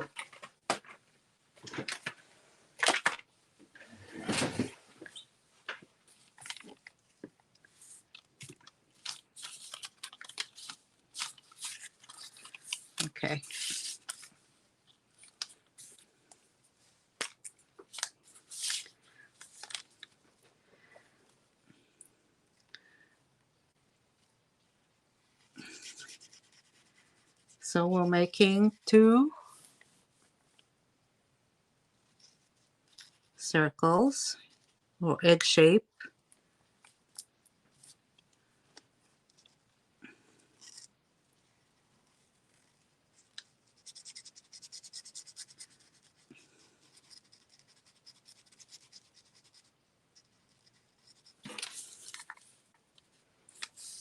Okay, 2 egg shapes next to each other.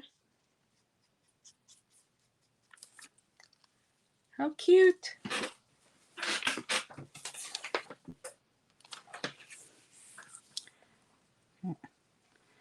This will go here.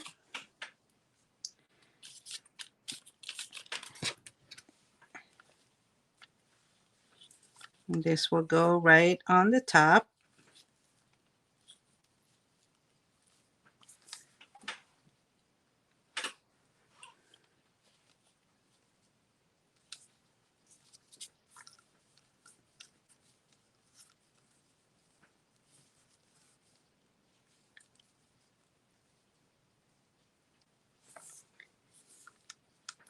Still a little too big, I think.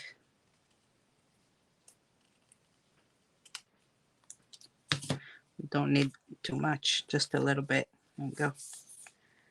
Okay. Let's glue the triangle.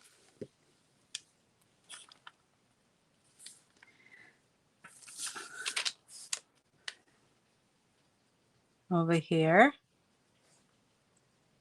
So it's like a little heart, you see? It's like, looks like a heart.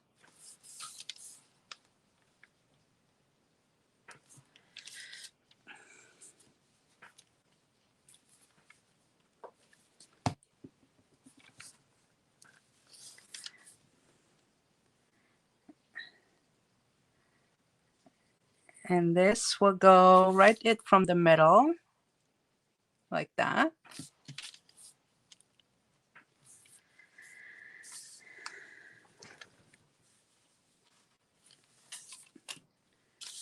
And I'm going to put this over the head.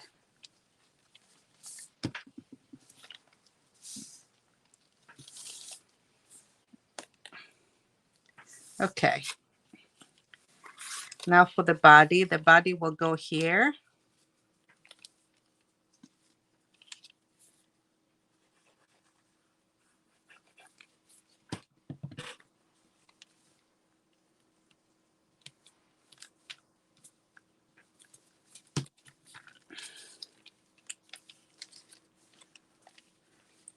Okay, and I want the hands to be here to hold this. So I'm going to put this in the middle with the folded side down.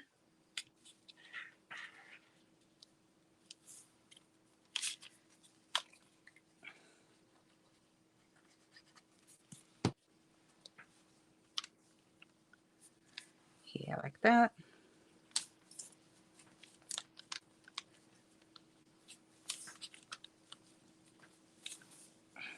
Oh, I can put one up and one down. This is kind of fun. Okay.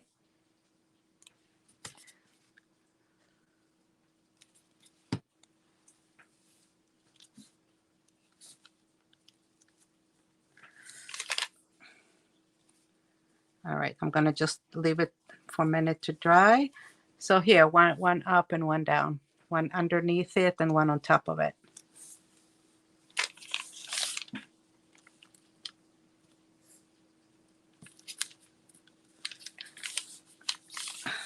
Okay.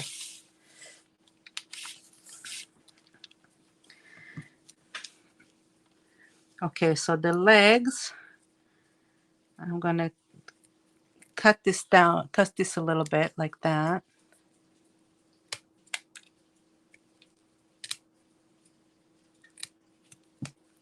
On both sides. You take these sides out.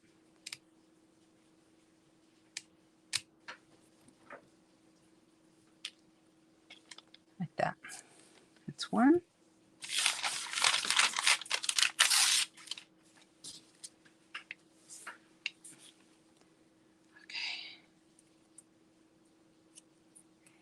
And second one.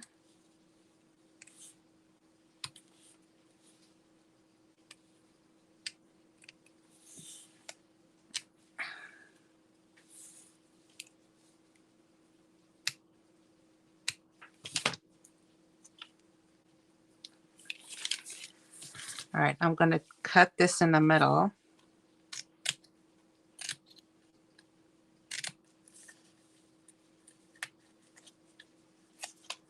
Oi, I took it all out. It tore. Never mind. It's okay. I'll glue it back on.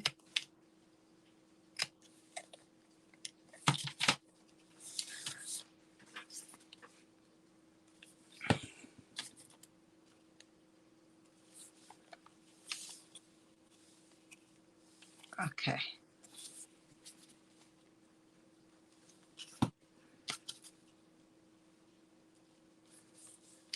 That's one. And I'm just gluing it on like that.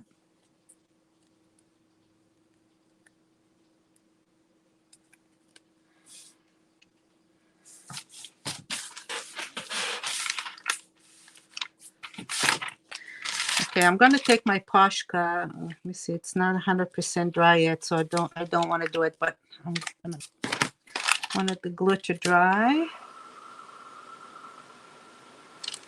and then I'll finish with the eyes, and I'll finish all around a little bit. So cute. It's so cute. A little turkey. Let's leave it to dry a few minutes.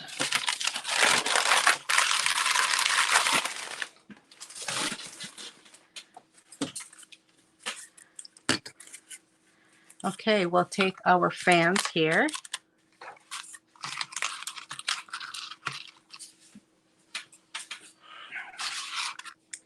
In our background, I'm going to put this here and this on top, and the turkey over here.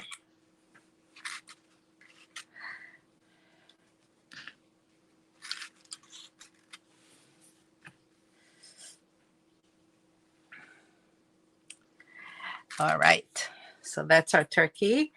And what I want to do is I want to give this definition a little bit also.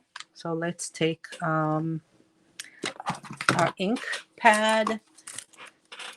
And I'm using black because I want a lot of definition there.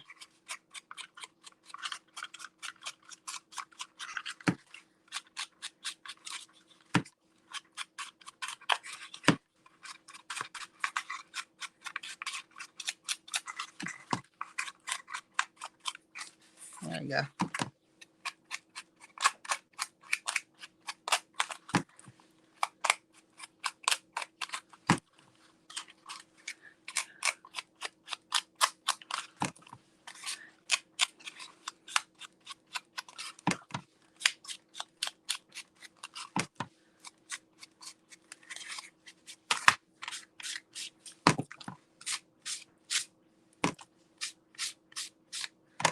And going over it a little bit there.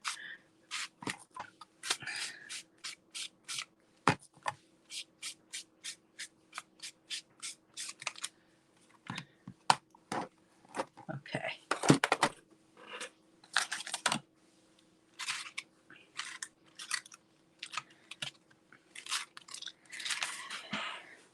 Okay, now we're going to glue this down here, and we're going to glue this on top here. And if you want it to stay really, really well, I'm going to use a combination of glossy gel. This will make sure it really stays.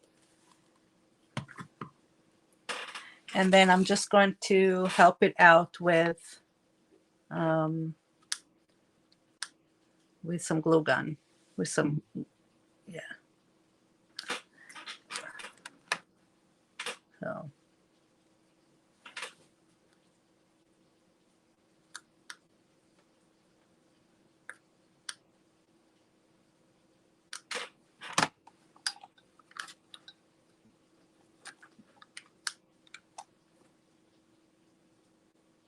Okay, so I'm just getting my glue gun prepared and ready. I'm taking a bunch of glossy gel.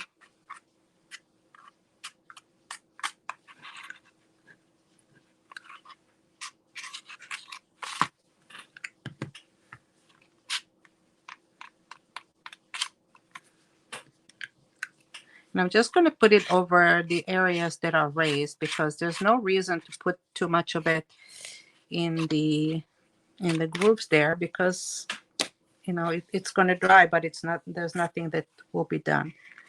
So I'm just going to put it right there like that.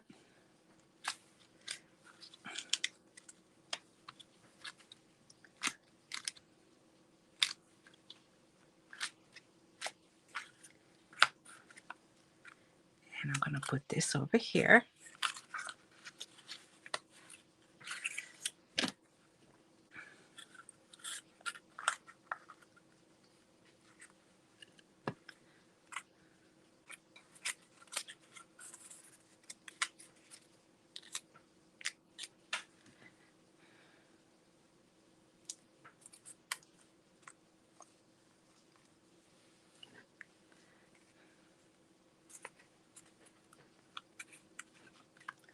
All right, we're going to wait for the glue gun. And I'm going to add that.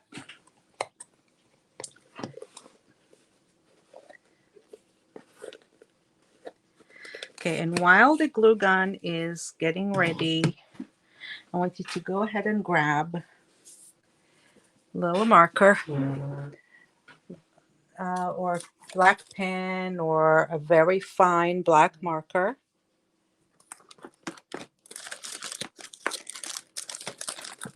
I'm going to find mine.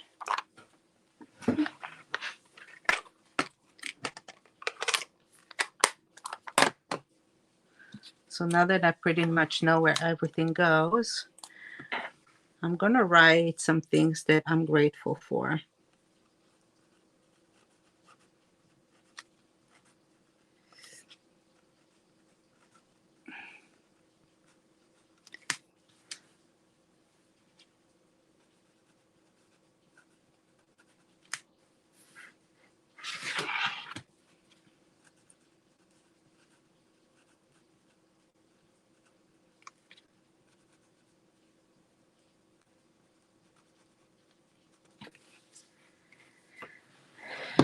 Okay, just don't make it too defined, but here and there, add your little touch, okay?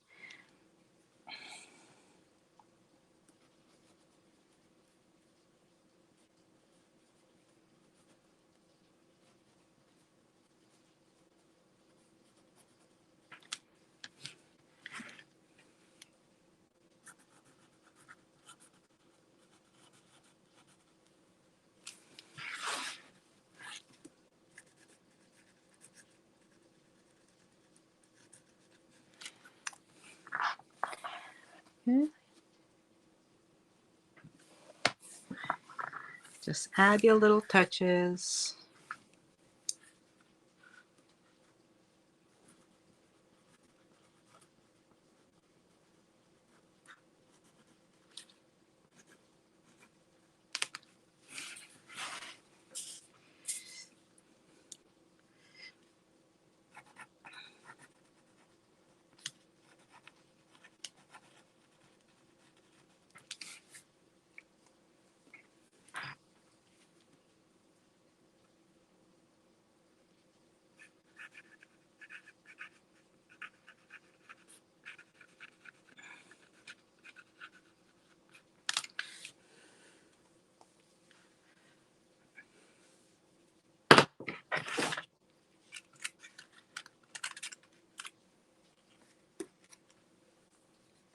Okay, it's getting there.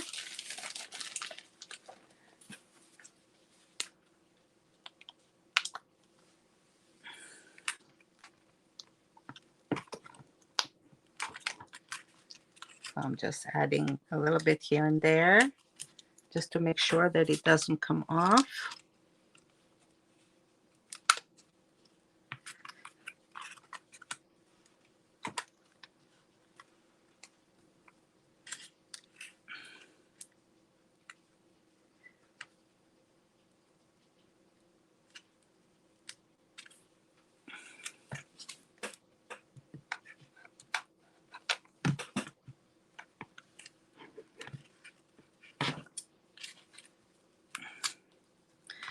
Okay, pressing it down a little bit.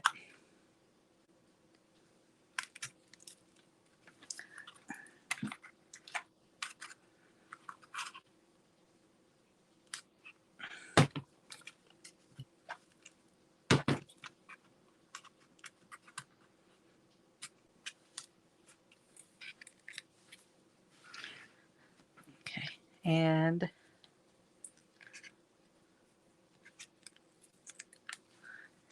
this will go right there.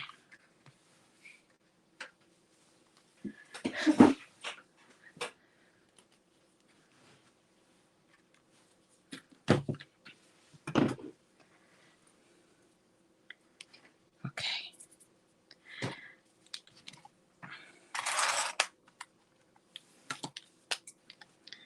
I'm going to go with the Pashka on the left one. Make a circle. And a little bit here. Make a little light here. A little bit there. Okay. Can make some pattern with the white here.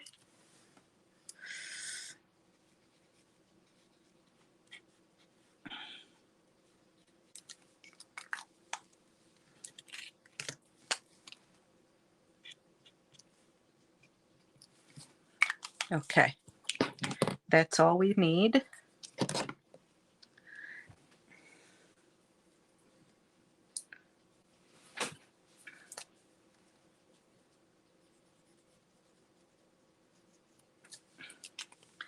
All right, I think we need a little bit bigger. Let's take the black Pashka.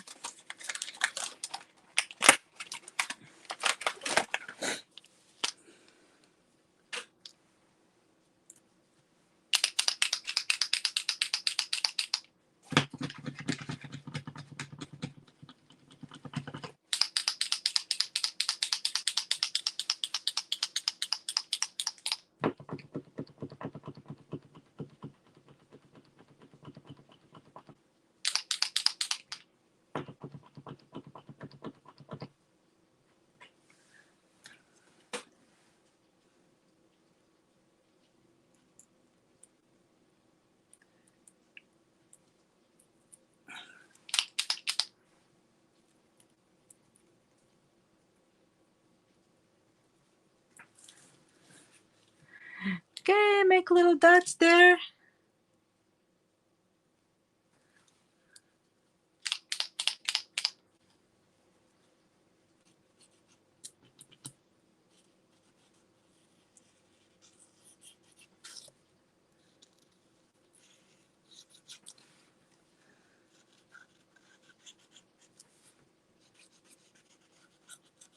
Okay.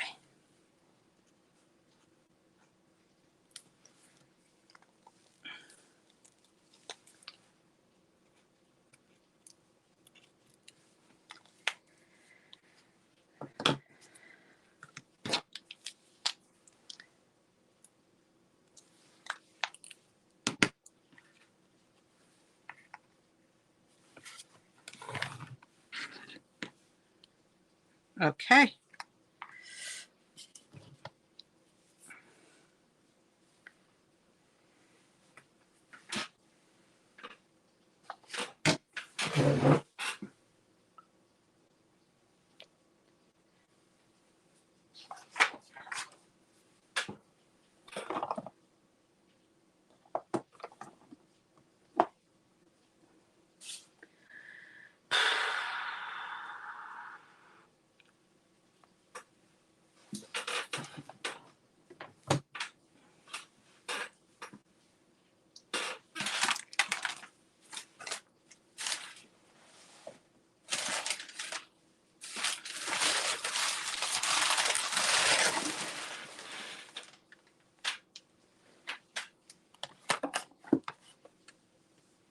Hmm.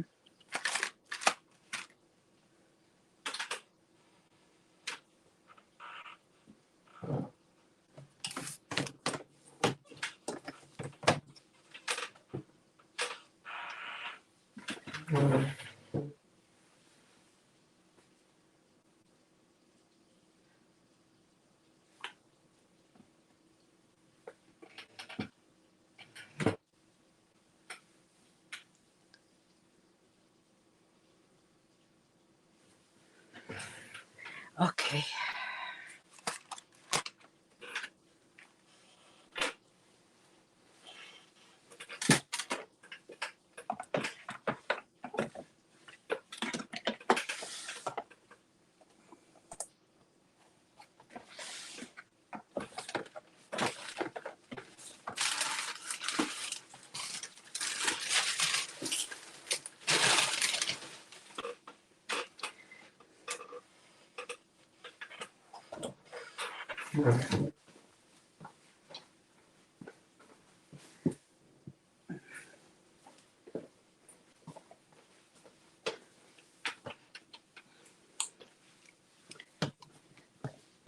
Found my brown paint.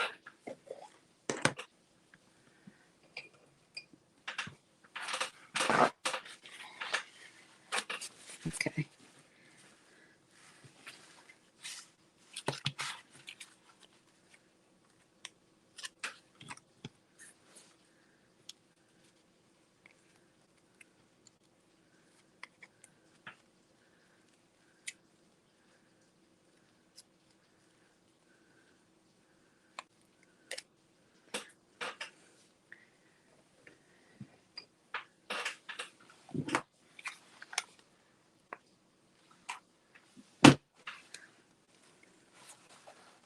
Okay, here we go.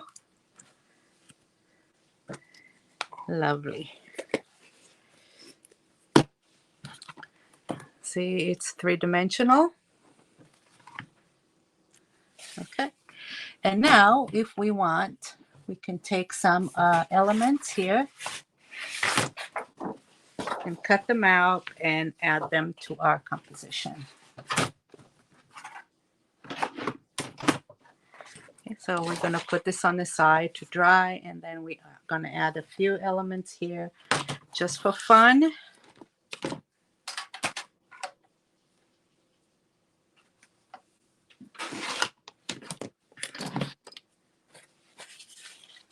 All right.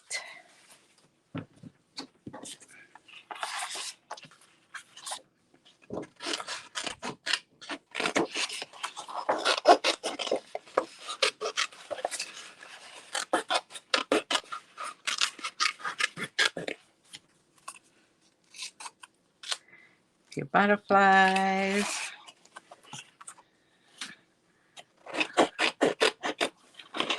Flowers.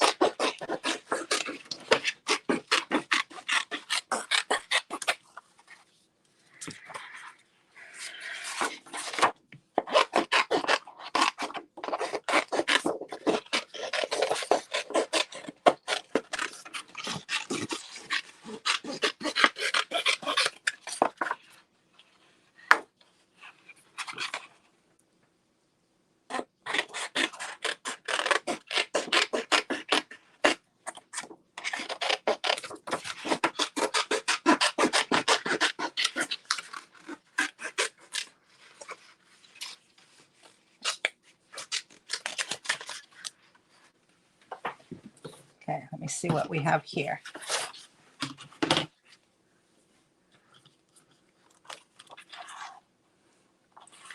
I like this one.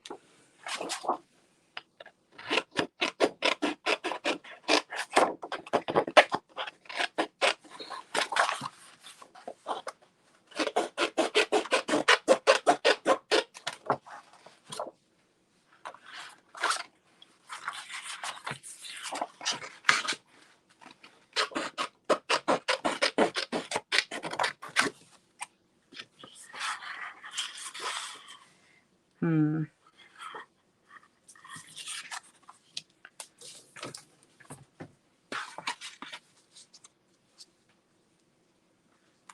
Might be a little too big. I don't know. Maybe we'll take a smaller one. Maybe.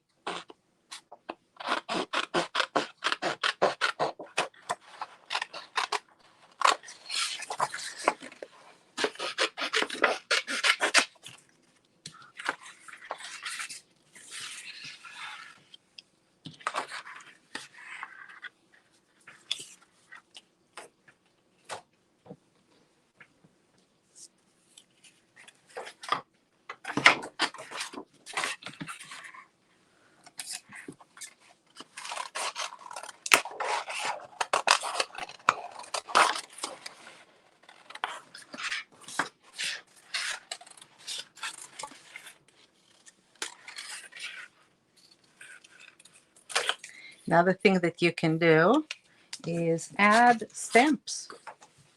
You can add more stamps to it, to this area here.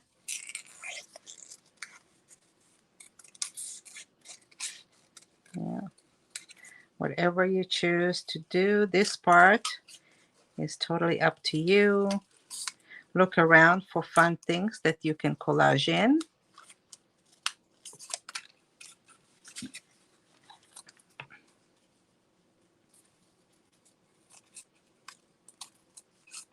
You can look in magazines, old books, you know, things you find at the thrift store.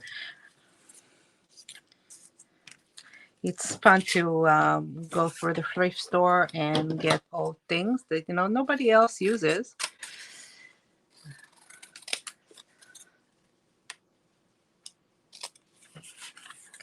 So this is good. We can cut out the inside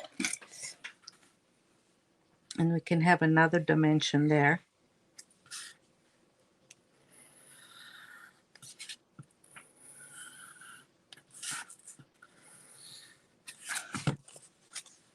Yep.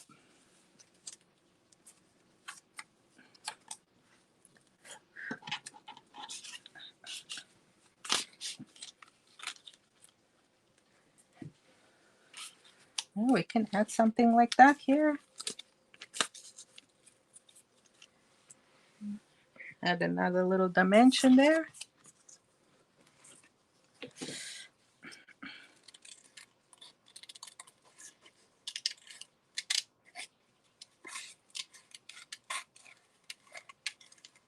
So what I'm doing now is fussy cutting the elements, cutting the background out, and it doesn't have to be 100% exact. Like, you know, the flower over here, it's really difficult to cut around it. So you can just do it like that.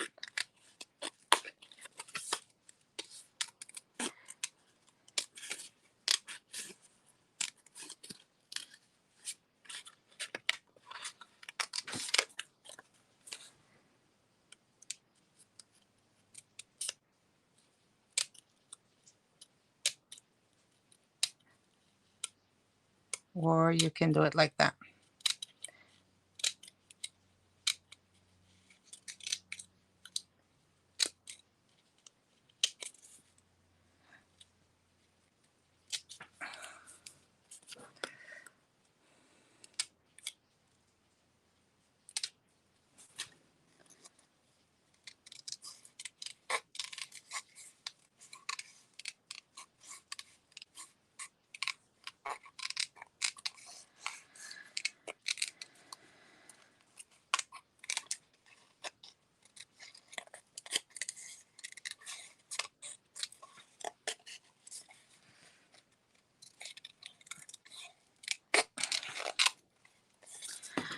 Okay, so to make it blend up a little bit better, you can take your blending tool and with the ink and blend it out. So it gets rid of the stark white.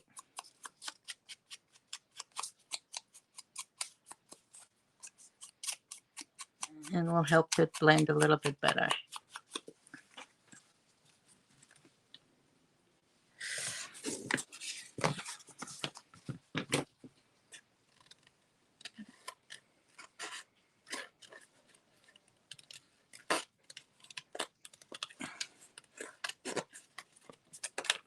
Oopie.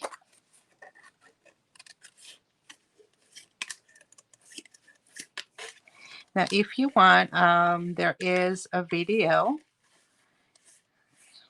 for giving you some tips to fussy cut. What I'm doing right now is fussy cutting. So, I will add it to the group page so that you can find the video and watch it.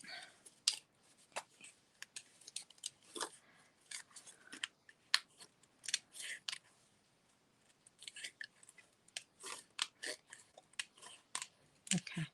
All right. This is one. So, a little confession is fussy cutting is really not one of my favorite activities when it comes to crafting. But a lot of people love to do it, so it's either you like to do it or don't like to do it. I'm one of those that don't like. I prefer to paint, and if I cut, I like to cut straight line, but cutting this, the details around the image is one of my least favorite things to do. So a lot of times when I'm doing a project and I know that I'm going to be using fussy cut elements, I just go ahead and cut them ahead of time.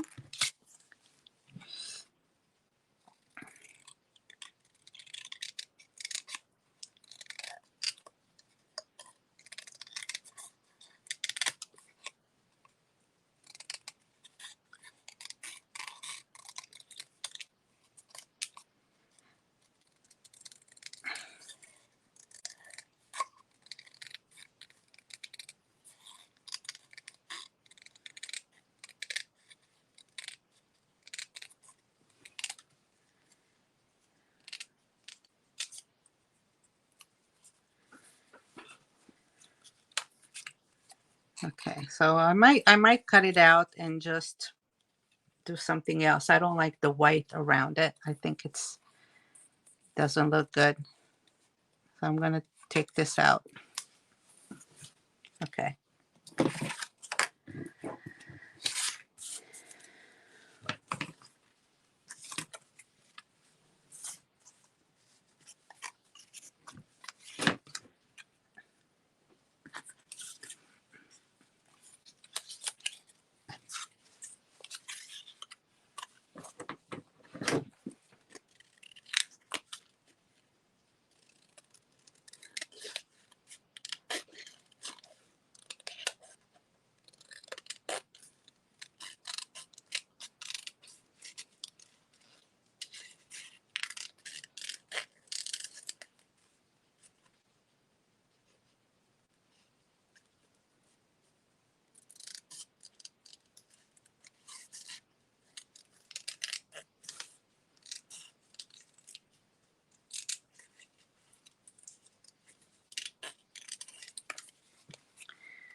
Okay. We have a few here.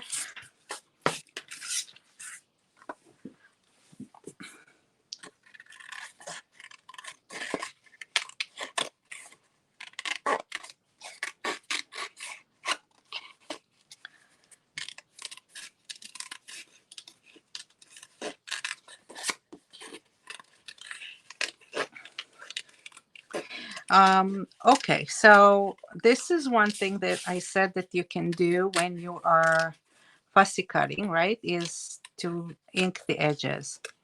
Another thing that you can do is to go back to your paints and paint around it and use the same wash technique that we used here and here. Use it over the fussy cut area. So I want to show you how to do that as well.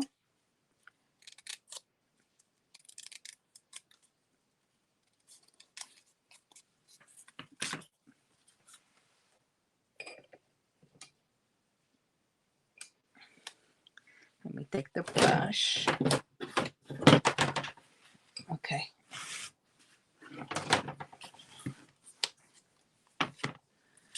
So supposedly I'll take some of that green, right?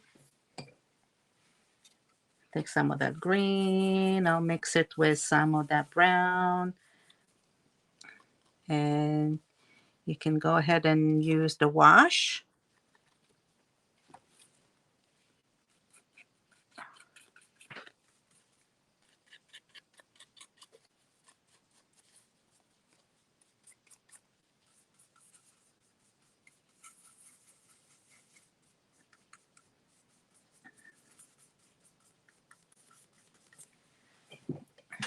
I'm actually creating this brownish color now.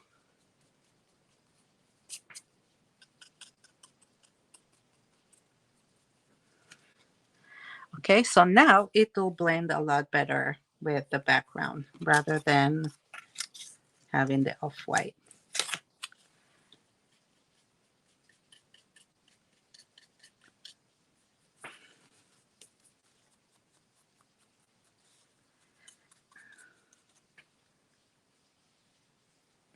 Okay. You can do the same thing here. You can just go ahead and wash the background a little bit all around.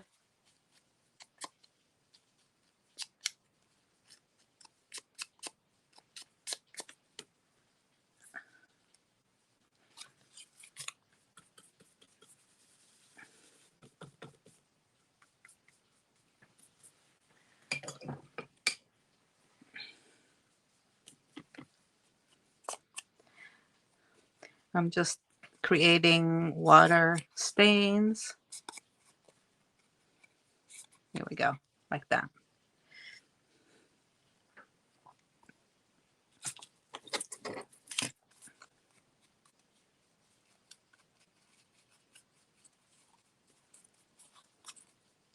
So it'll blend with the background a little bit more.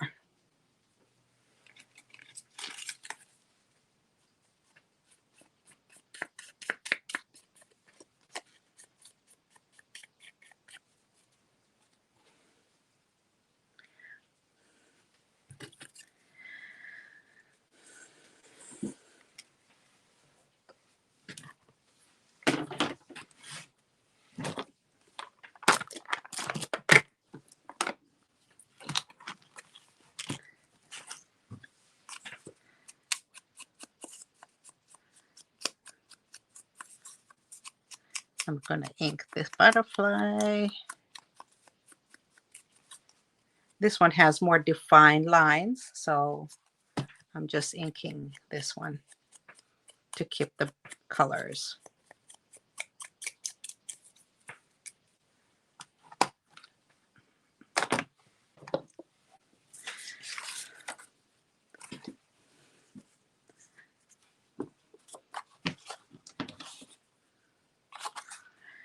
I don't know if I want the rooster. Do I want the rooster? I don't think the rooster will fit here.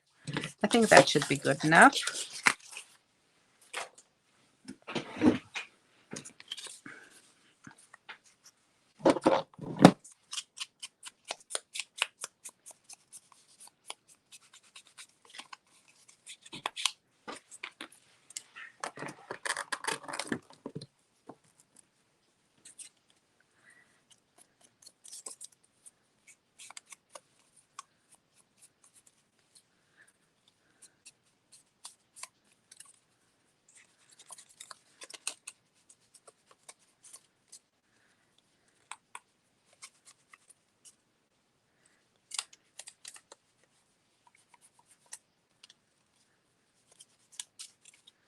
Okay, so this is the frame. And the last thing I want to do is take the flower, and I'm going to put the flower in his little vase here.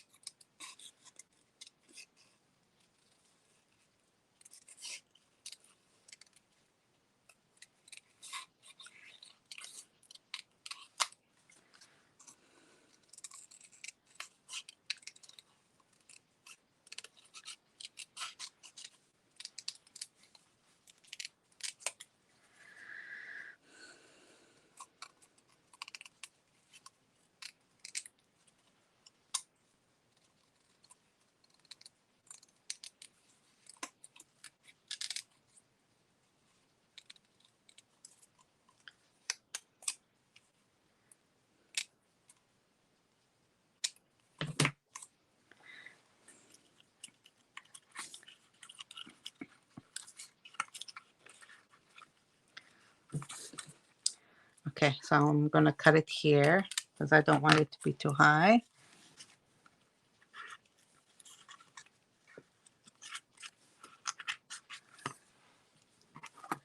Oh, so cute.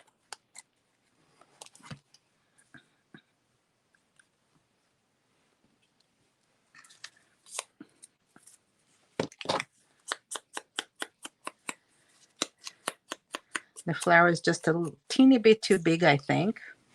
Let me see if I have maybe a smaller one.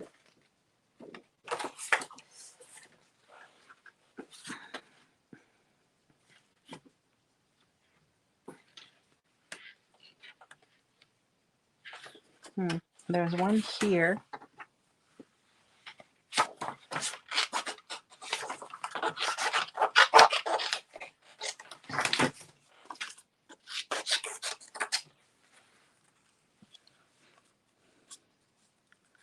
Okay, let me see. Maybe this will be better.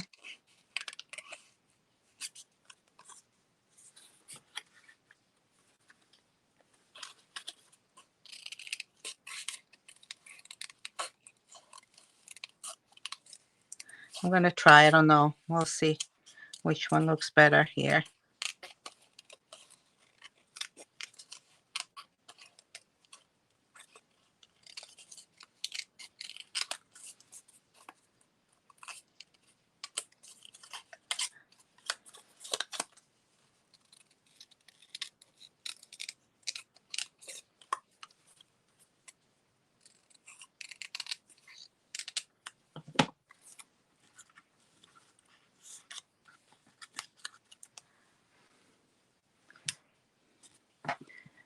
Oh, I like this.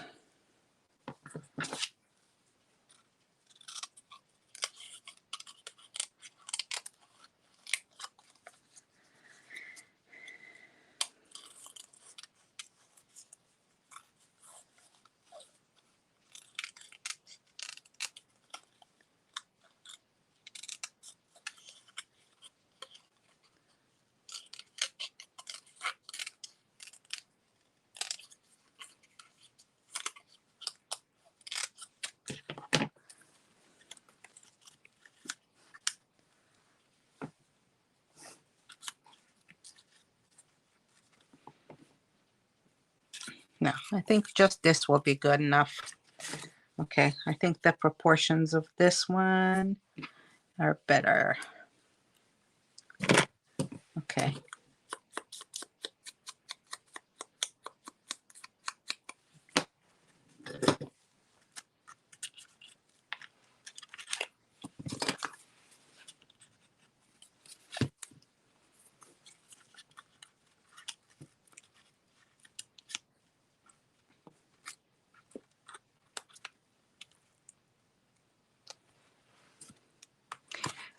Oh, so cute.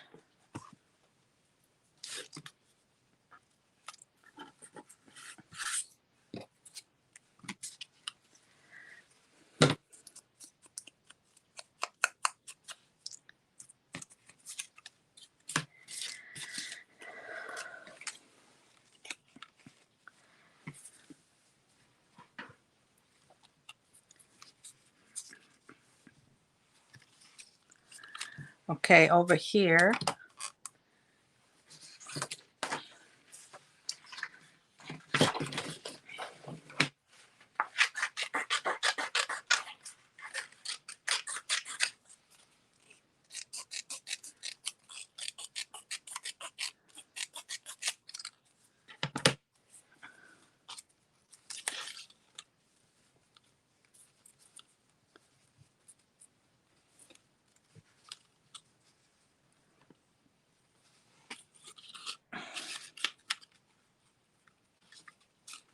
No, just gonna put it like this, okay?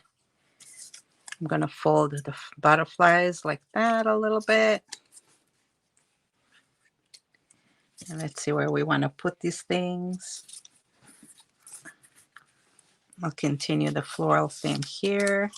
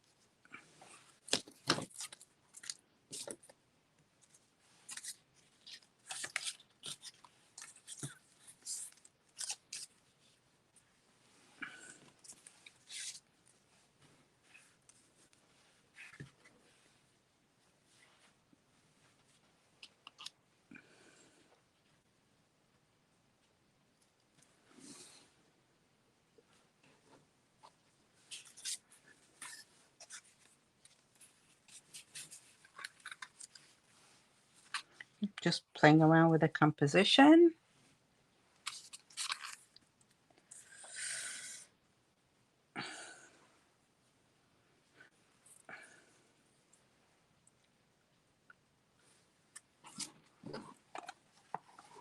Mm-hmm.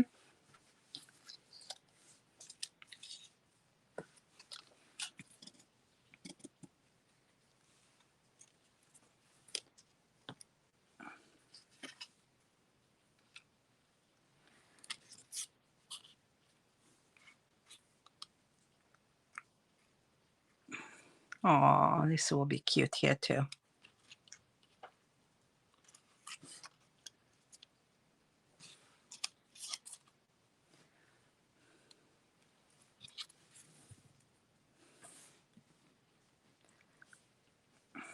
Okay.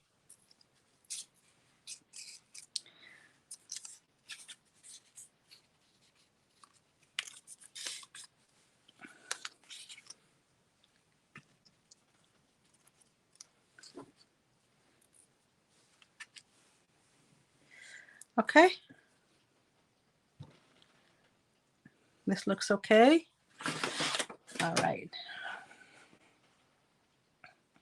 So now we just need to raise those areas a little bit. And I'm going to take some cardboard for that purpose.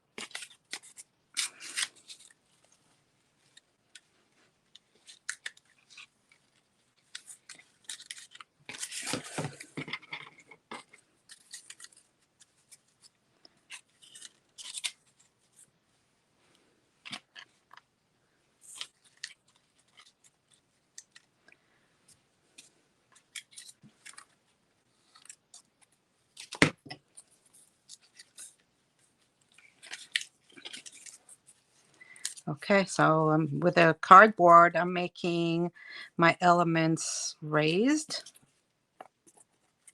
from the composition.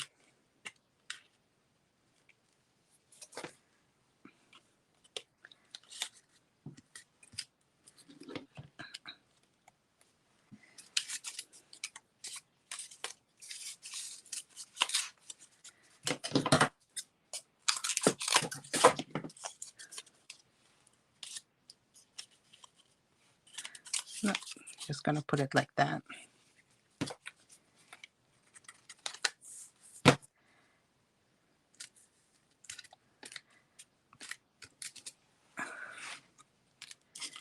Okay, and my butterfly.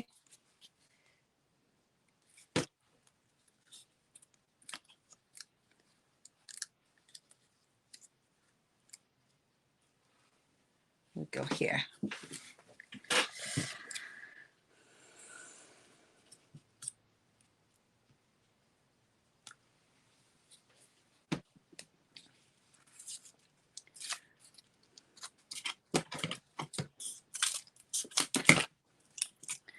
Okay, I'm going to put this one on top, on the bottom here.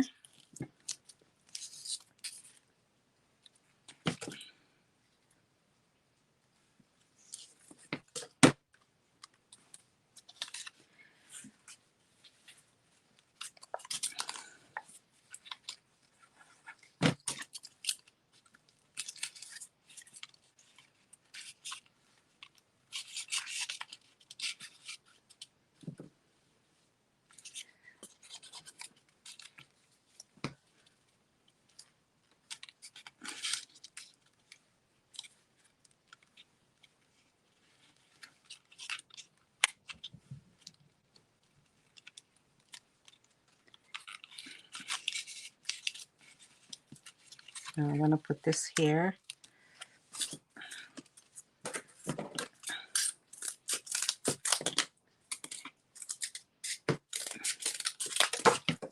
This one weighs even more.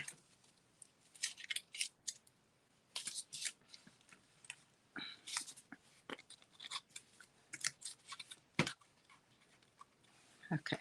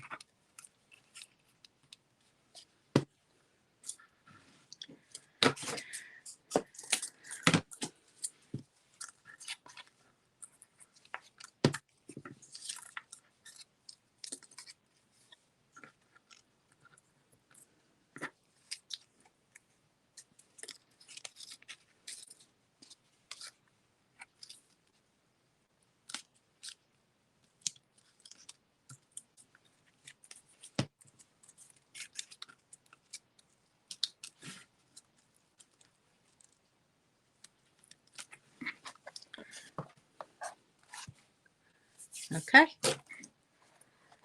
And I think that's it.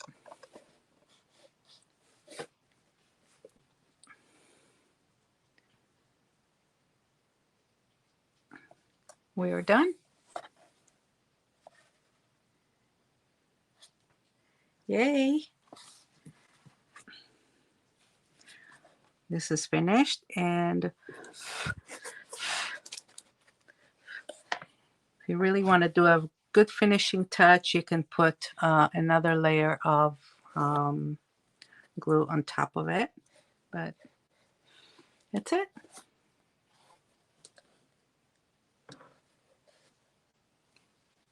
Three-dimensional, and that is your project. I hope you enjoyed it, and I would love for you to show us if you created something like this, to put it in the group page. Show us what you made. Okay. Thank you so much. Bye, and I will see you at the next class.